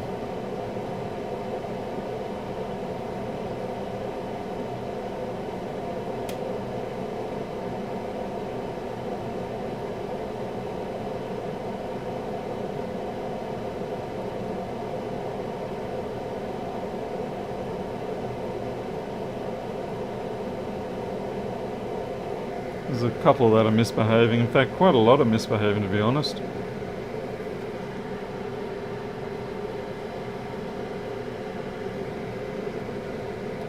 You see how these ones here are off to the left, whereas these ones are to the right.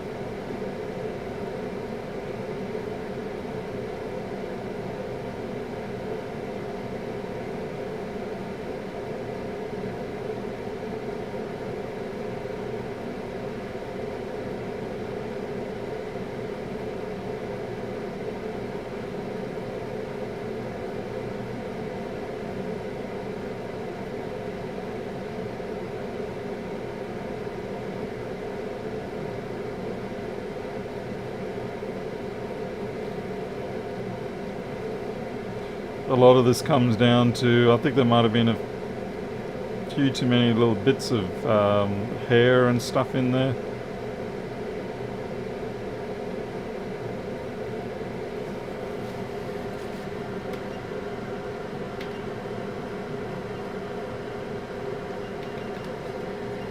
I'm just going to hit them with some hot air, just in the spots where I need a little bit of reflow. Over here, for instance. There you go, that's good. This one here needs to be tapped.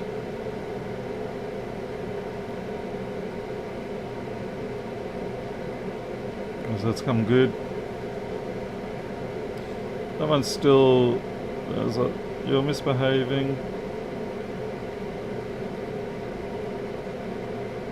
There's a lot of them that did not go down nicely on this. This is a pretty bad one, actually. Now, I don't know whether it's... it's probably me.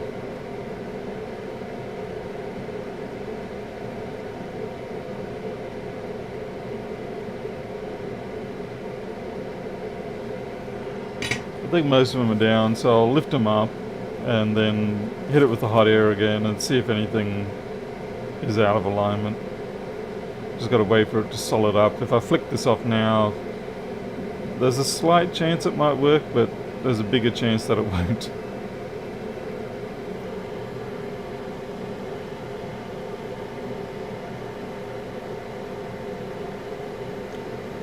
6 Skills, if you were a true follower, you would have found that my very first SMC reball was in fact paste. In fact, for a great period of time I was using paste.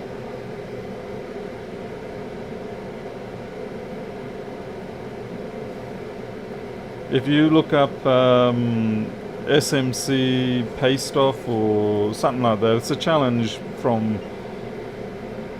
Oh, okay, we've got a wayward that jumped there. See that one there?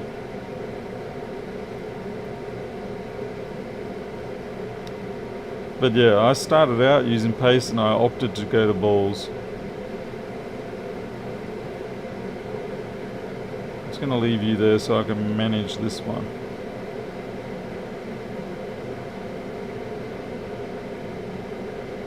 What's crazy is that was actually one of the alignment ones, I think. Oh, maybe not.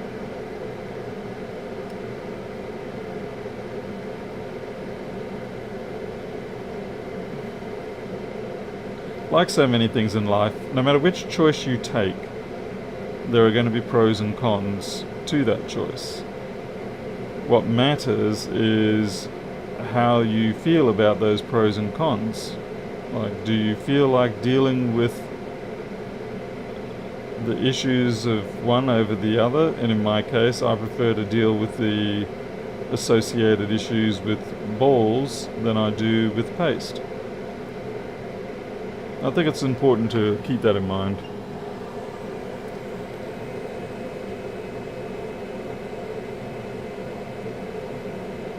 Okay, that's good. Alright, they're all good now. What is the advantage? Consistency more than anything else.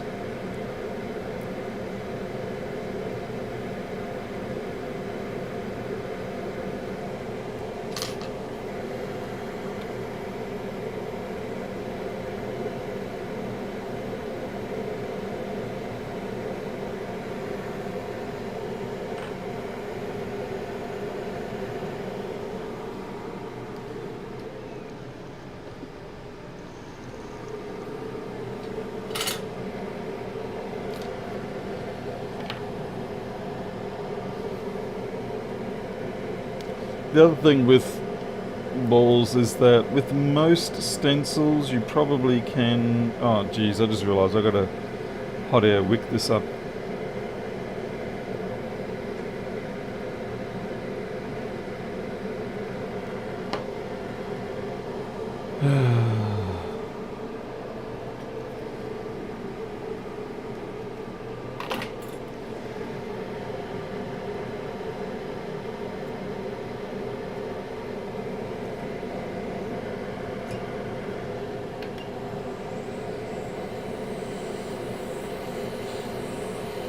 Also, it depends on the part too. Like, for a lot of iPhone parts, I'm still using paste for everything there.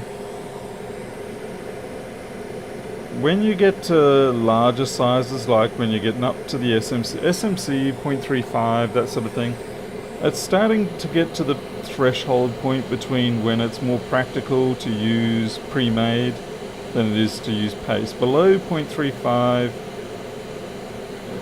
it's using paste is probably less drama in many ways.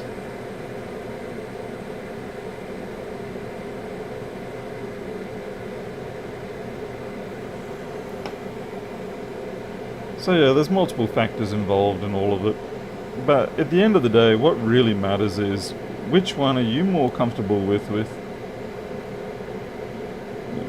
And because you're the one that has to do the job. And if you feel like you're better off with paste, then that's great. If you feel you're better off with balls, that's great. Key is Fine, try them both, see what you like.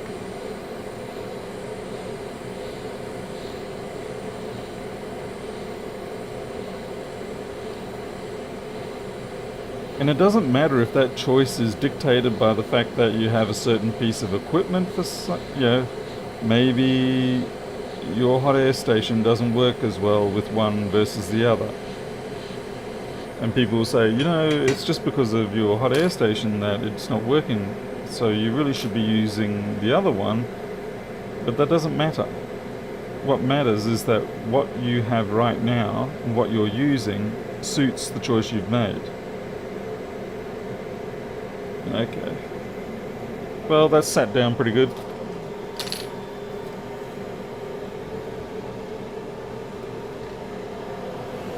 I mean, it's different. If you're butchering boards and you're completely failing every time and it's that sort of thing, then, at that point, fair enough, people should have an opinion, particularly if it's their equipment you're ruining. Just got to cool the board off.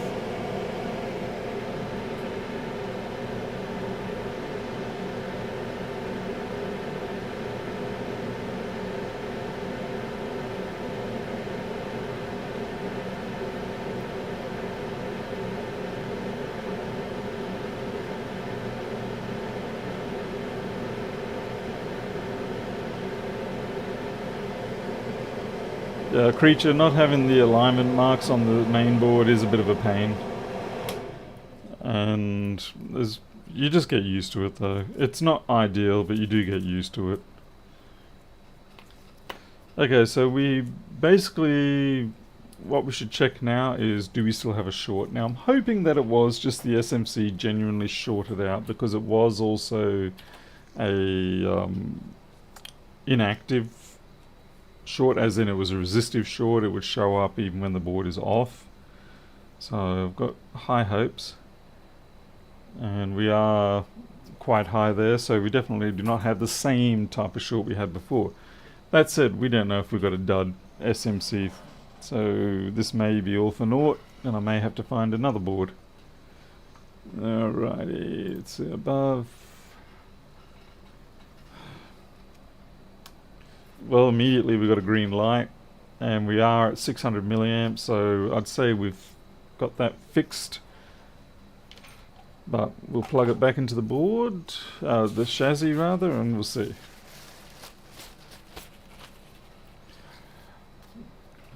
I think I'm going to have to force the system to go back to the RC4 kernel, because I thought the RC8 had fixed it last night, but it seems that is not the case. It was a bit of just good luck, because we're running RC8 again and it's failed, causing us to not have proper screen updates, because it's trashed my USB communications. To be fair, this is Linux, and USB does seem to be a very weak point in the Linux kernel, particularly USB 3 onwards. I don't know why, but yeah, it just feels like it's butchered left, right and center. It's never been something that you really feel has been stable. We got enough connected. Let's see, where's my test drive? Okay, that's good.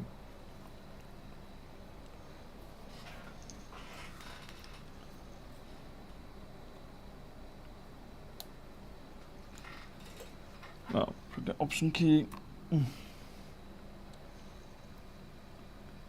Interesting color backlight.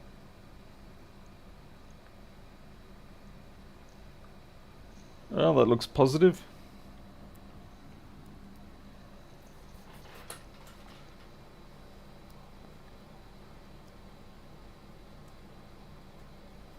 Oh, creature, that sounds like a Windows fault.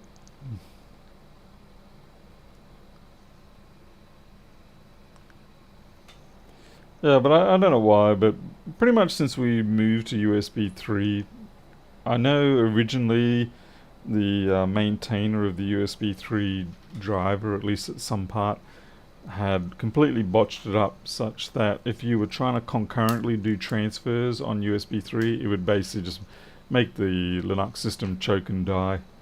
And it took them a long time to actually realize that there was something wrong there.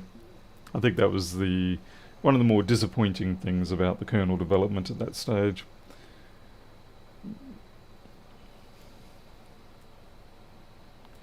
What was the cause of this machine's illness? Ultimately, it was a failed SMC, by the looks of it.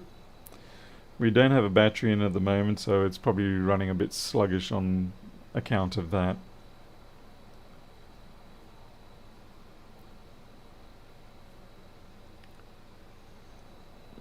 So I could plug the battery in and see how it goes. This is a nice thing you can do, though I probably shouldn't tell people to do this, but you can usually plug the freaking battery in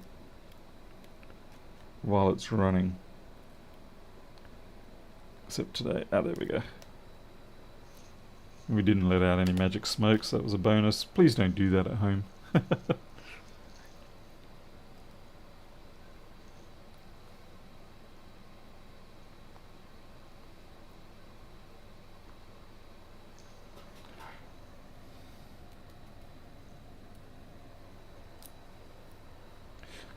And the battery's only at 1%, so that's going to hurt for a little bit.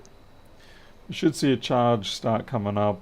We want to see 1.1 amp or greater come up on the current. We'll test the keyboard because that is a frequently problematic point on these machines. And the camera's also not connected on this, so that may potentially cause issues too.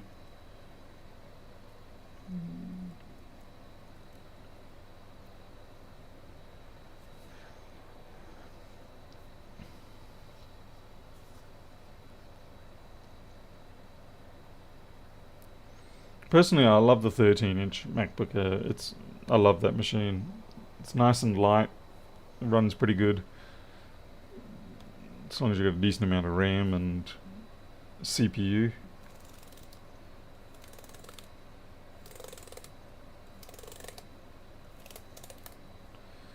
Okay, right. Oh, do not. Okay, see, we've got a problem here with the right arrow there. Down, up. Okay, up works. Down does not.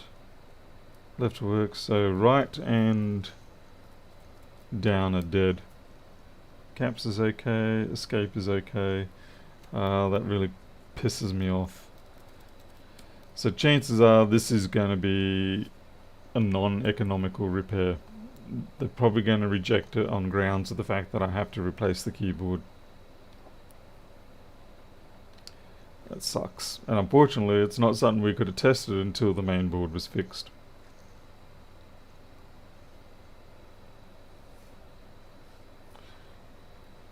Bugger.